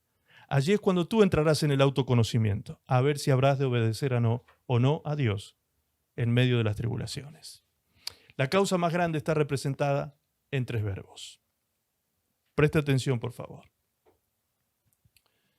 Estamos aterrizando el mensaje. 3 verbos involucran la causa más grande de la tierra, que es evangelizar, llevar la palabra, enseñar el evangelio a las naciones, como nos envió el Señor. Número 1, orando. Orando. El Señor mismo dijo en Lucas 10:2 y les decía, la mies, a la verdad, es mucha, mas los obreros pocos. Por tanto, rogad al Señor de la mies que envíe obreros a su mies. Entonces, ¿cómo podemos nosotros respaldar la obra de Dios y la extensión del reino de Dios en la tierra? Orando. Orando por nuevos obreros y orando por los obreros que ya están trabajando, como aquí también Pablo enseña en Colosenses y en Efesios. Colosenses 4:2 dice, perseverad en la oración, velando en ella con acción de gracias, orando al mismo tiempo por nosotros, dice Pablo. Él estaba llevando a cabo una actividad misionera, apostólica. Él estaba extendiendo el reino de Dios sobre todo el imperio romano. Dice, orando también al mismo tiempo por nosotros. ¿Para qué? Para que el Señor nos abra puerta para la palabra, a fin de dar a conocer el misterio de Cristo por el cual también estoy preso, para que lo manifieste como debo hablar. Amén. Por eso cada vez que vamos a orar antes de una predicación, lo que yo le pido a mi esposa y a todos los que oran, presten atención a los que oran antes de una predicación. Yo suelo escuchar a veces que dicen, vamos a orar por la palabra. No, hermanos, no oramos por la palabra. Tenemos que orar por el predicador. Por el predicador, no por la palabra. ¿Me explico? Oremos por el predicador, como dice aquí. ¿Por qué? ¿Qué dice aquí? El verso 4 dice, para que lo manifieste como debo hablar. Acá el que tiene problemas y necesita de Dios no es su palabra. El que tiene problemas soy yo para predicar. Soy yo el que tengo que tener la mente y el espíritu centrado con la voluntad de Dios y la revelación de su palabra. Para que ustedes, cuando reciban la enseñanza de la Escritura, no reciban cualquier cosa. Entonces hay que orar por el predicador. Hay que reprender los demonios que pudiesen atacar al predicador en el momento que quiera exponer la palabra, para que predique como es debido, que no sufra ataques, que no sufra distracciones en el momento de la predicación y esté bien centrado en la revelación. ¿Me explico? La palabra de Dios ya está bendita, la palabra de Dios ya es bendición. Así que, ¿por qué vamos a orar por la palabra? No oramos por la palabra, oramos por el que predica. ¿Queda claro eso? ¿Sí? Es importantísimo. Es lo que Pablo está diciendo aquí. Y por último, Pablo dice, Efesios 6, 18 al 20, orando en todo tiempo con toda oración y súplica en el Espíritu, y velando en ello con toda perseverancia y súplica por todos los santos. Cuando dice por todos los santos se refiere por todos los hermanos en Cristo. Y por mí, dice Pablo, y por mí, a fin de que al abrir mi boca, escuche lo que dice, al abrir mi boca, me sea dada palabra para dar a conocer con denuedo el misterio del Evangelio. ¿Te das cuenta? Entonces, ¿quién es el que necesita ser orado para que predique con denuedo y como es debido? El predicador. El que lleva el mensaje. Tenemos que orar por los que llevan el mensaje. Luego dice, por el cual soy embajador en cadenas, que con denuedo hable de él como debo hablar. Otra vez repite el mismo concepto. Es decir, que nosotros apoyamos la causa más grande. Cualquiera de ustedes puede apoyar la causa más grande que podría abrazar en su vida, orando por los que están llevando la palabra. Orando, intercediendo por ellos. Así que nadie puede decir, no, es que yo no puedo respaldar, porque... No, si usted puede, usted puede. Y cuando usted se involucre con la causa de Cristo, ¿qué dice el Señor? Te dará recompensa. Viene recompensa. Viene recompensa. El Señor te incluye en su gran familia. Y dentro de esa gran familia hay mucha bendición para recibir. Segundo verbo, yendo. ¿Cómo se lleva a cabo esta causa? Yendo. Hay que ir a las naciones. Mateo 28, 18 y Marcos 16, 15. Allí están las dos grandes comisiones que Dios le dio a sus discípulos. Y a través de ellos nos comisionó a nosotros, todos los discípulos de todos los tiempos y de todas las edades y de todas las latitudes de la tierra. Dice Mateo 28, 18. Jesús se acercó y les habló diciendo, toda potestad me es dada en el cielo y en la tierra. Por tanto, id y haced discípulos a todas las naciones, bautizándolos en el nombre del Padre, del Hijo y del Espíritu Santo, enseñándoles que guarden todas las cosas que os he mandado, y aquí yo estoy con vosotros todos los días y hasta el fin del mundo. Amén. Marcos 16, 15 dice, les dijo, id por todo el mundo y predicad el evangelio a toda criatura. El que creyere y fuere bautizado será salvo, mas el que no creyere será condenado. Y estas señales seguirán a los que creen. En mi nombre echarán fuera demonios, hablarán nuevas lenguas, tomarán en las manos serpientes, y si bebieren cosa mortífera, no les hará daño. Sobre los enfermos pondrán sus manos y sanarán. Para hacer eso hay que tener poder. Hay que tener el poder de Dios en nuestras vidas. Por eso Jesús dijo en Hechos 1:8, recibiréis poder cuando haya venido sobre vosotros el Espíritu Santo y me seréis testigos. ¿Dónde? En Jerusalén, en Judea, en Samaria y hasta lo último de la tierra. Ahí está la gran comisión y el empoderamiento de los discípulos de Cristo. Varón y hembra, mujer y hombre. Ambos. Sobre todos nosotros se derramó el Espíritu Santo en cumplimiento de Joel 2:28. Allí dice que el Espíritu de Dios se iba a derramar sobre toda carne y siervos y siervas profetizarían. Mujer y varón. Aquí nadie queda despreciado, nadie queda fuera, todos estamos incluidos en el cuerpo de Cristo. Y por último, financiando la causa. Financiando la causa. Dando paga, dando salario, respaldando financieramente a los obreros de la mies. ¿Dónde dice eso la palabra de Dios, pastor? Ay, ahora se viene el mangazo, estará pensando alguno. No se preocupe, mi hermano, usted me conoce. Los que son de la iglesia me conocen. Yo acá no vengo a manguear un solo centavo. Yo vengo a enseñar la Escritura, lo que Dios dice en su palabra para que usted sea bendecido. Acá el más bendecido es el que hace la voluntad de Dios. Y eso estamos conociendo en las Escrituras. Dice 1 Corintios 9:13. ¿No sabéis que los que sirven en el templo reciben su alimento del templo y que los que atienden el altar participan de lo que se ofrece en el altar? ¿De qué estaba hablando Pablo allí? ¿Qué era lo que se recibía en el templo de Jerusalén? Ofrendas, diezmos, primicias, todo eso era lo que se recibía en aquel tiempo. Eso no sigue vigente hoy en día, ya está claro. Acá en la iglesia todos saben que no diezmamos, ¿sí? Porque no está vigente eso. El diezmo, las ofrendas, todas las cosas del antiguo pacto murieron con el antiguo pacto. Pero ¿qué dice aquí Pablo? Dice, así también,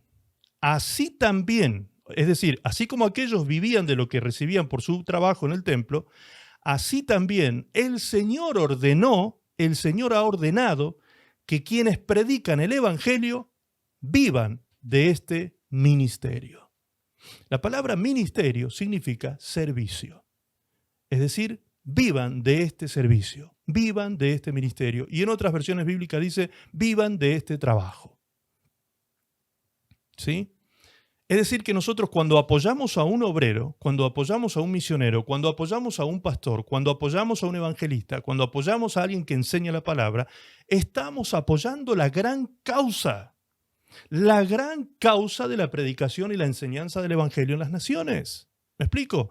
Tú comienzas a ser parte de esa gran causa cuando tú respaldas a los obreros financieramente para que puedan hacer esa tarea. A veces algunas personas suelen decirme, ay, pastor, muchas gracias por el tiempo que usted me dedica. Y usted que no es nada interesado, a usted que no nos pide nada para que... No, yo no te pido nada a ti, porque estoy tomando la actitud que tiene Pablo, que tenía Pablo. El apóstol Pablo no cobraba por predicar el evangelio, ni yo cobro ni cobraré jamás en mi vida por predicar el evangelio.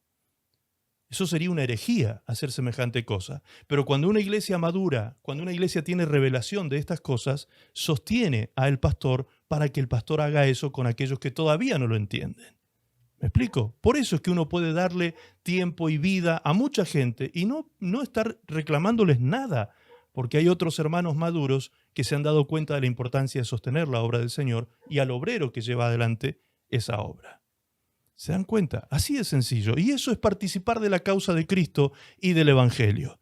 Dice 1 Timoteo 5:17 en la versión Reina Valera: los ancianos que gobiernan bien sean tenidos por dignos de doble honor, mayormente los que trabajan en predicar y enseñar. ¿Qué significa que hay que tener al anciano como digno de doble honor?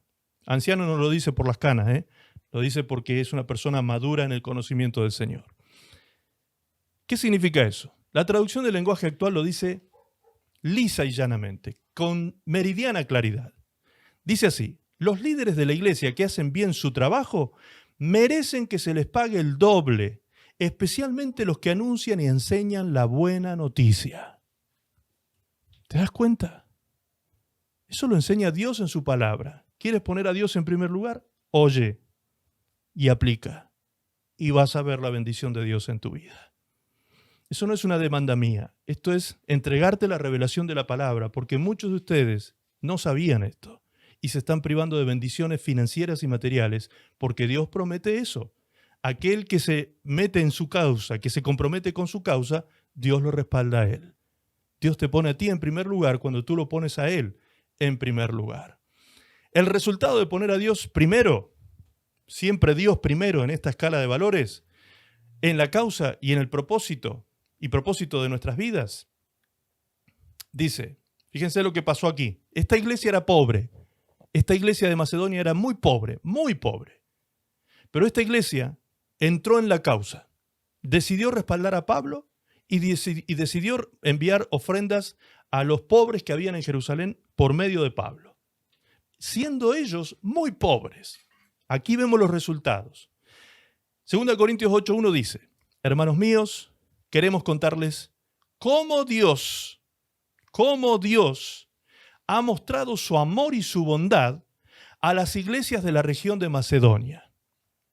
En la versión Reina Valera dice: asimismo, hermanos, os sabemos saber la gracia de Dios que se ha dado a las iglesias de Macedonia. Ajá, qué bueno esto, buena noticia. Pero ¿y por qué Dios derramó su amor, su bondad y su gracia sobre Macedonia? Versículo 2 empieza a responderlo. Estas iglesias han pasado por muchas dificultades, pero están muy felices. Son muy pobres, pero han dado ofrendas como si fueran ricas. Les aseguro que dieron todo lo que podían y aún más de lo que podían.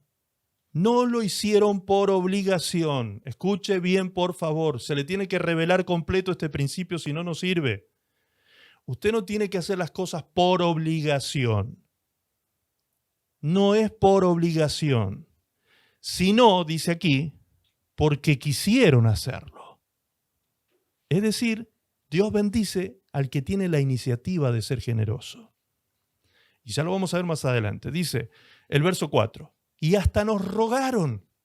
Esos hermanos de Macedonia, que eran sumamente pobres, le rogaron mucho que nos rogaron mucho, dice, que los dejáramos colaborar en esta ayuda al pueblo de Dios. Hicieron más de lo que esperábamos. Primero se entregaron a sí mismos al Señor y después a nosotros. De este modo hicieron lo que Dios esperaba de ellos. ¿Está escuchando? ¿Está leyendo conmigo lo que dice el texto? Esa última frase a mí me partió el corazón. Esa última frase me partió el cerebro carnal. ¿Qué dice ahí? Dios dice, de este modo hicieron. ¿Qué cosa hicieron? Lo que Dios esperaba de ellos. Eso es algo que Dios espera de nosotros. Dios está esperando. Dios estaba conteniendo su bondad y su gracia, la tenía contenida hasta que ellos liberaron esa ofrenda para respaldar el ministerio de Pablo y para respaldar a los pobres que estaban en Jerusalén. Hasta que ellos soltaron esa ofrenda, recién allí la bendición, la gracia de Dios, el amor de Dios, la bondad de Dios, todo favor del cielo se derramó sobre los hermanos de Macedonia. Eso dice el texto. ¿Por qué? Porque Dios estaba esperando que ellos hicieran eso. Ni más ni menos. 2 Corintios 11:7, la traducción del lenguaje actual dice, el apóstol Pablo dice, ¿cuál fue mi pecado? Le pregunta a los de Corintios. A los de Corinto, les dice, ¿cuál fue mi pecado? Lo único que yo hice fue anunciarles la buena noticia de Dios sin cobrarles nada. Fíjense lo que dice Pablo. Yo a ustedes no les cobré un centavo para ir a predicarles la palabra de Dios. Me resté importancia para dársela a ustedes. ¿Y cómo sucedió esto? ¿Cómo fue que Pablo pudo sostenerse todo ese tiempo que estuvo allí en la ciudad de Corinto? Lo dice en el verso 8. Dice, para servirlos y para ayudarlos, recibí dinero de otras iglesias. En la versión Reina Valera dice, recibí salario. Me pagaron para que yo les vaya a predicar a ustedes otras iglesias. ¿Te das cuenta? Entonces, esa mala interpretación que hay a veces, no, el apóstol Pablo predicaba gratuitamente. Nunca, jamás predicó gratuitamente. Él no vivía del aire. Él no vivía del aire. Él tenía una vida, él tenía costos, su vida demandaba costos, sus viajes, todo lo que significaba su vida tenía costos y era sostenido por las ofrendas de la iglesia. Entre esas otras iglesias estaba precisamente la de Macedonia, la que acabamos de leer. Fíjense lo que dice, capítulo 11, verso 9 dice, cuando estuve entre ustedes, a los de Corintio les sigue diciendo, y necesité algo, nunca les pedí que me ayudaran. Los miembros de la iglesia en la región de Macedonia llegaron y me dieron todo lo que necesitaba. ¿Y por qué Pablo nunca les pidió nada? Para no poner estorbo al evangelio, les dijo. Para no poner estorbo. Para aquellos que andan siempre pensando con doble sentido que uno hace algo por interés financiero. Para que nadie tenga nada que decir, yo a ustedes no les cobro un centavo, dijo Pablo. Así que en palabras bien argentinas sería, o creen o revientan. O crees o reventás, viejo. Porque a ti nadie te está pidiendo nada. A ti nadie te está cobrando nada. A ti nadie te está demandando nada. ¿Te das cuenta? O crees o revientas. Qué tremendo, hermanos. Y esta enseñanza, este texto que Pablo está escribiendo, lo escribe en función justamente de las ofrendas. Está hablando de dinero. Para que ellos entendieran la importancia de ofrendar para la causa. Ya estamos terminando aquí. Dice, ¿en qué se benefician los que apoyan la causa del Evangelio? Pablo mismo dio testimonio de eso. Aquí está el beneficio. Aquí está el beneficio. 2 Corintios 9:6. Les sigue hablando los de Corinto. Recuerden esto, les dice, versión PDT. Recuerden esto. El que siembra poco, cosecha poco. Eso es una ley natural. Pero el que siembra mucho, cosecha mucho. Cada uno debe dar, y ahí entra el tema de la ofrenda, cada uno debe dar con lo que en su corazón ha decidido dar y no lo haga con tristeza ni por obligación. Otra vez lo repite Pablo. Dios ama a los que dan con alegría. No a los que lo hacen obligadamente y con tristeza y con, bueno, sí, porque el pastor habló del tema, ahora tengo que ofrendar. No, hágalo con alegría. ¿Quiere ser bendecido? Hágalo con alegría. No deje para mañana lo que pueda hacer hoy, le dice en Proverbios. Dice que no tienes que guardar el sueldo del jornalero para el día de mañana. Apúrate en pagar el sueldo del jornalero, porque eso es justicia social.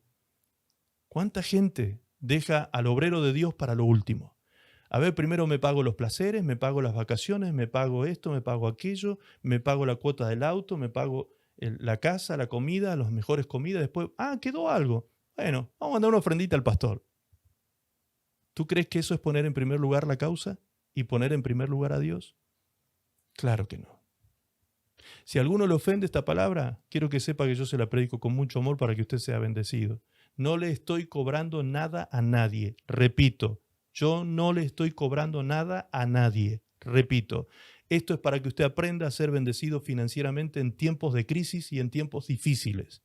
Ay, pero es tan poco lo que yo puedo. Haga lo que pueda, pero hágalo con alegría. Nunca dice cantidad. Ni siquiera es diezmo, ni siquiera es el 10%. Usted puede ofrendar lo que tenga, lo que pueda, pero ofrende, empiece a poner la rueda en funcionamiento, la rueda de su finanza, la rueda de su economía, comience a hacerla dar vuelta. Active la bendición financiera sobre su vida poniendo a Dios en primer lugar. Como decía Proverbios, el texto que leíamos. ¿Qué decía el texto? Demuéstrale a Dios que Él es lo más importante en tu vida, dándole de todo lo que tú ganas. Así de sencillo. Volvemos al texto, ahí terminamos. Dice, cada uno debe dar lo que en su corazón ha decidido dar y no lo haga con tristeza ni por obligación. Dios ama a los que dan con alegría. Y ahora escuche, aquí viene la recompensa. Dios tiene el poder de darles más bendiciones de las que necesitan para que siempre, ¿cuándo? Siempre tengan, ¿qué cosa? Lo suficiente para ustedes y también para que puedan ayudar generosamente a toda buena causa. Ahí aparece la causa, otra vez. ¿Cuál es la causa más buena que ustedes pueden respaldar y apoyar? La extensión del reino de Dios sobre la tierra. No hay causa más grande que nosotros podamos abrazar. ¿Y qué pasa con aquellos que respaldan esta buena causa? Dice el 9. Así dicen las Escrituras. Él dio generosamente a los pobres. Su bondad durará para siempre, refiriéndose a Dios. Dios es el que da semilla al que siembra. Dios es el que da semilla al que siembra. O sea, hay una semilla que Dios te da que tú la tienes que sembrar. Para que se siga multiplicando la sementera, se tiene que dar, sembrar. Y está hablando de ofrenda. No nos olvidemos que aquí está hablando pura y exclusivamente de ofrenda y de dinero. Dice el apóstol Pablo, Dios es el que da semilla al que siembra y pan al que se alimenta. De igual manera, les dará a ustedes muchas semillas y las hará crecer para hacer una gran cosecha con la generosidad de ustedes. Ustedes, ahora fíjense lo que dice. Hace un rato yo les decía en una partecita que les pregunté, ¿les parece exagerado hablar de riquezas cuando somos hijos de Dios? Ahora escuchen lo que dice el texto. Ustedes tendrán toda clase de riquezas para que puedan ser generosos. O sea, que arriba comienza diciendo, preste atención por favor, yo sé que estamos al final del mensaje y algunos ya están medios desatentos. Vuelvo a la atención, porque aquí está el principio tremendo. Más arriba decía, al principio dice, para que tengas todo lo suficiente. Dios te puede bendecir. Dios tiene tanto poder como para bendecirte para que tengas todo lo suficiente. Tener lo suficiente no es lo mismo que estar enriquecido. ¿Me explico? Es decir, que las riquezas vienen como un peldaño superior al peldaño del todo lo suficiente. Dios comienza a ponernos a prueba, a ver si realmente nosotros le importamos a Él y lo ponemos en primer lugar en economía y finanzas. Si yo lo pongo en primer lugar, dice que Él me va a dar a mí todo lo suficiente y un poquito más para que yo pueda seguir siendo generoso. Y dice y repite, si yo continúo sembrando la semilla que Él me da para sembrar, ¿qué va a pasar? Dice que Él va a soltar riquezas sobre mi vida. Y no un tipo de riqueza, toda clase de riquezas. ¡Wow! ¿Cuántos le creen al Señor? ¿Le crees? Gloria a Dios. El creer al Señor es el principio. El creer y el hacer es la concreción. Es la concreción. Ustedes tendrán toda clase de riquezas para que puedan ser generosos. Fíjense otra vez El propósito de que seas rico es que tú sigas siendo generoso. Donde cerraste la mano, se acaban las riquezas. Seguir siendo generoso. Y por último, Pablo dice, la ofrenda que ustedes envíen con nosotros motivará a muchos a dar gracias a Dios. Amén. Entonces, cuando ponemos primero a Dios, en cuanto a causa,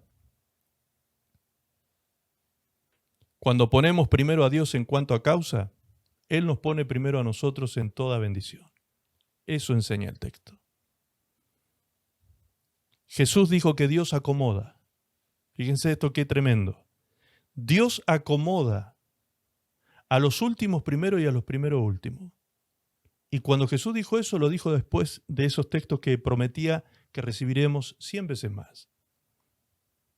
Pero algunos son puestos primero. Algunos que estaban en lo último de la cola, dice, serán puestos primero. Es decir, que el Señor tiene el poder de acomodar los tiempos y las circunstancias y las situaciones para que hoy, que es un día negro sobre tu vida quizás en lo financiero y económico, si tú entiendes y entras en compromiso con Dios, con su causa, mañana te amanece un día nuevo, con nuevas misericordias y la gracia de Dios poniéndote en primer lugar en el plan de bendición de Dios. Dios te pone en el primer lugar, te saca del último y te pone en el primero, como dice Mateo 19:30. Cierro con esta conclusión. No es la expresión, cuando decimos primero Dios, no es la expresión de uno que se ve privado de su libertad, teniendo que servir sin derechos ni beneficio alguno a un tirano impiadoso. Así es como se lo ve a Dios muchas veces. Por el contrario, quien pone primero a Dios, al mismo tiempo se está poniendo él personalmente en un lugar de suma importancia, puesto que el primero en ser bendecido y beneficiado con muchos favores de parte de Dios es quien se pone en segundo lugar, tomando el lugar de un doulos, un esclavo por amor, como Pablo. Amén. Amén. Dios no es tirano, amados. Dios no es un sanguinario, un tirano, uno que revienta gente, uno que negrea, como se dice acá en la Argentina, a la gente. Dios no es injusto. Dios es misericordioso. Su misericordia es para siempre. Él es justo. Él quiere verte muy, muy bendecido. Es más, en este tiempo que viene, de mucha tristeza sobre la tierra, de mucha pobreza en los países, de mucha crisis financiera y económica, nosotros tenemos que ser luz en el mundo. Y los hombres verán nuestras obras y nuestra conducta y glorificarán a Dios. Dios te quiere bendecir a ti y te he entregado todas las herramientas para que tú abras los cielos sobre tu casa, sobre tus finanzas, sobre tu vida. Te he dado el conocimiento para que lo hagas. Tómalo o déjalo. Eso dice el Señor. Escoge, dice el Señor. Escoge. ¿Qué vas a escoger? ¿Qué vas a escoger? Escoge la vida. Escoge la bendición. Escoge la bendición. ¿Por qué seguir bajo un sistema de cosas totalmente maldecido, cuando podemos estar en un sistema de cosas totalmente bendecido? ¿Por qué seguir bajo las leyes de un mundo injusto, corrupto, cuando podemos estar en el reino de nuestro Padre, cubierto por sus leyes, las leyes del reino de Dios, en las cuales Él se compromete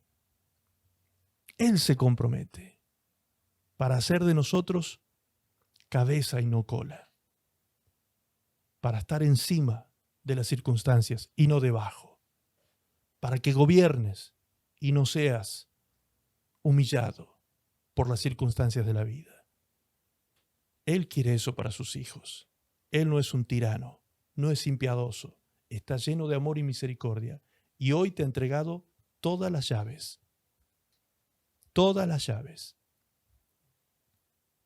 Y la gran llave, si lo tenemos que resumir en una sola frase, es, primero, Dios. Primero, Dios. Gracias, Padre. Oramos al Señor un momentito, damos gracias al Señor por esta palabra. Damos gracias al Señor por esta palabra. A mí me gustaría que Elda, por favor, Elda, tú puedas orar. Tú puedas orar en esta hora, dando gracias por esta palabra. Yo sé que tu oración tiene mucha autoridad en este campo que vas a orar. Amén, pastor. Ora, por favor. Amado Padre, en el nombre de Jesús, una vez más, Señor, delante de tu presencia, Señor, te damos gracias, Señor, gracias, Señor, gracias, Señor, gracias por esta palabra, Señor, en el nombre todopoderoso de Jesús. Te damos gracias, Señor, y pedimos a ti, Señor, que sea hecha tu voluntad, Señor, a través del maravilloso obrar de tu Espíritu Santo. Señor, en el nombre de Jesús, te pedimos, Señor, que tú sigas obrando, Señor, a través de tu palabra, Señor, en cada corazón, Padre amado, que tú abras, Señor, los ojos, Señor, del entendimiento, Señor, en el nombre todopoderoso de Jesús, que abras, Señor, los oídos espirituales, Padre, en el nombre poderoso de Jesús, para que cada uno, Señor, de mis hermanos, Señor, al igual que mi propia vida, Señor, sean bendecidos, Señor, grande y poderosamente, Señor, a través de tu palabra, Señor. En el nombre poderoso de Jesús, te encomendamos, Señor, en el nombre de Jesús, la vida, Señor, de nuestro amado pastor, Señor. Te damos gracias, Señor. Gracias por esta palabra, Señor, porque sabemos, Señor, que veremos respuesta, Señor, a esta palabra, Señor, en el nombre de Jesús, donde tú, Señor, tocarás, Señor, corazones, Señor, sensibles, Señor, a tu palabra, sensibles, Señor, al llamado de tu Espíritu Santo, Señor, para que sean bendecidos, Señor, en cada área de sus vidas, Señor, en el nombre todopoderoso de Jesús, Señor. Te pedimos, Señor, en el nombre de Jesús, que a través de tu bendición, Señor, esa bendición, Señor, que hoy, Señor, alcanza a cada uno de mis hermanos a través de tu palabra, no sea solo para beneficio propio, Señor, sino que para que tu reino sea extendido para gloria y honra de tu nombre, Señor, en el nombre todopoderoso de Jesús. Amén y amén. Gracias, Señor. Gracias. Amén. Gracias, Señor. Gracias una vez más, porque sabemos, Señor, que tú lo has hecho. En el nombre de Jesús. Amén. Amén. Y amén. Amén, amén. Gloria Gracias. a Dios. Damos Amén. un aplauso al Señor, hermanos queridos. Los que pueden allí, den un aplauso de gloria a nuestro Dios. La gracia de Dios se derrame sobre su familia, sobre sus sueños, anhelos, emprendimientos, proyectos. Que la gracia, la bondad de Dios y el amor de Dios se derrame sobre todos y cada uno de ustedes. Amén. Gloria al Señor.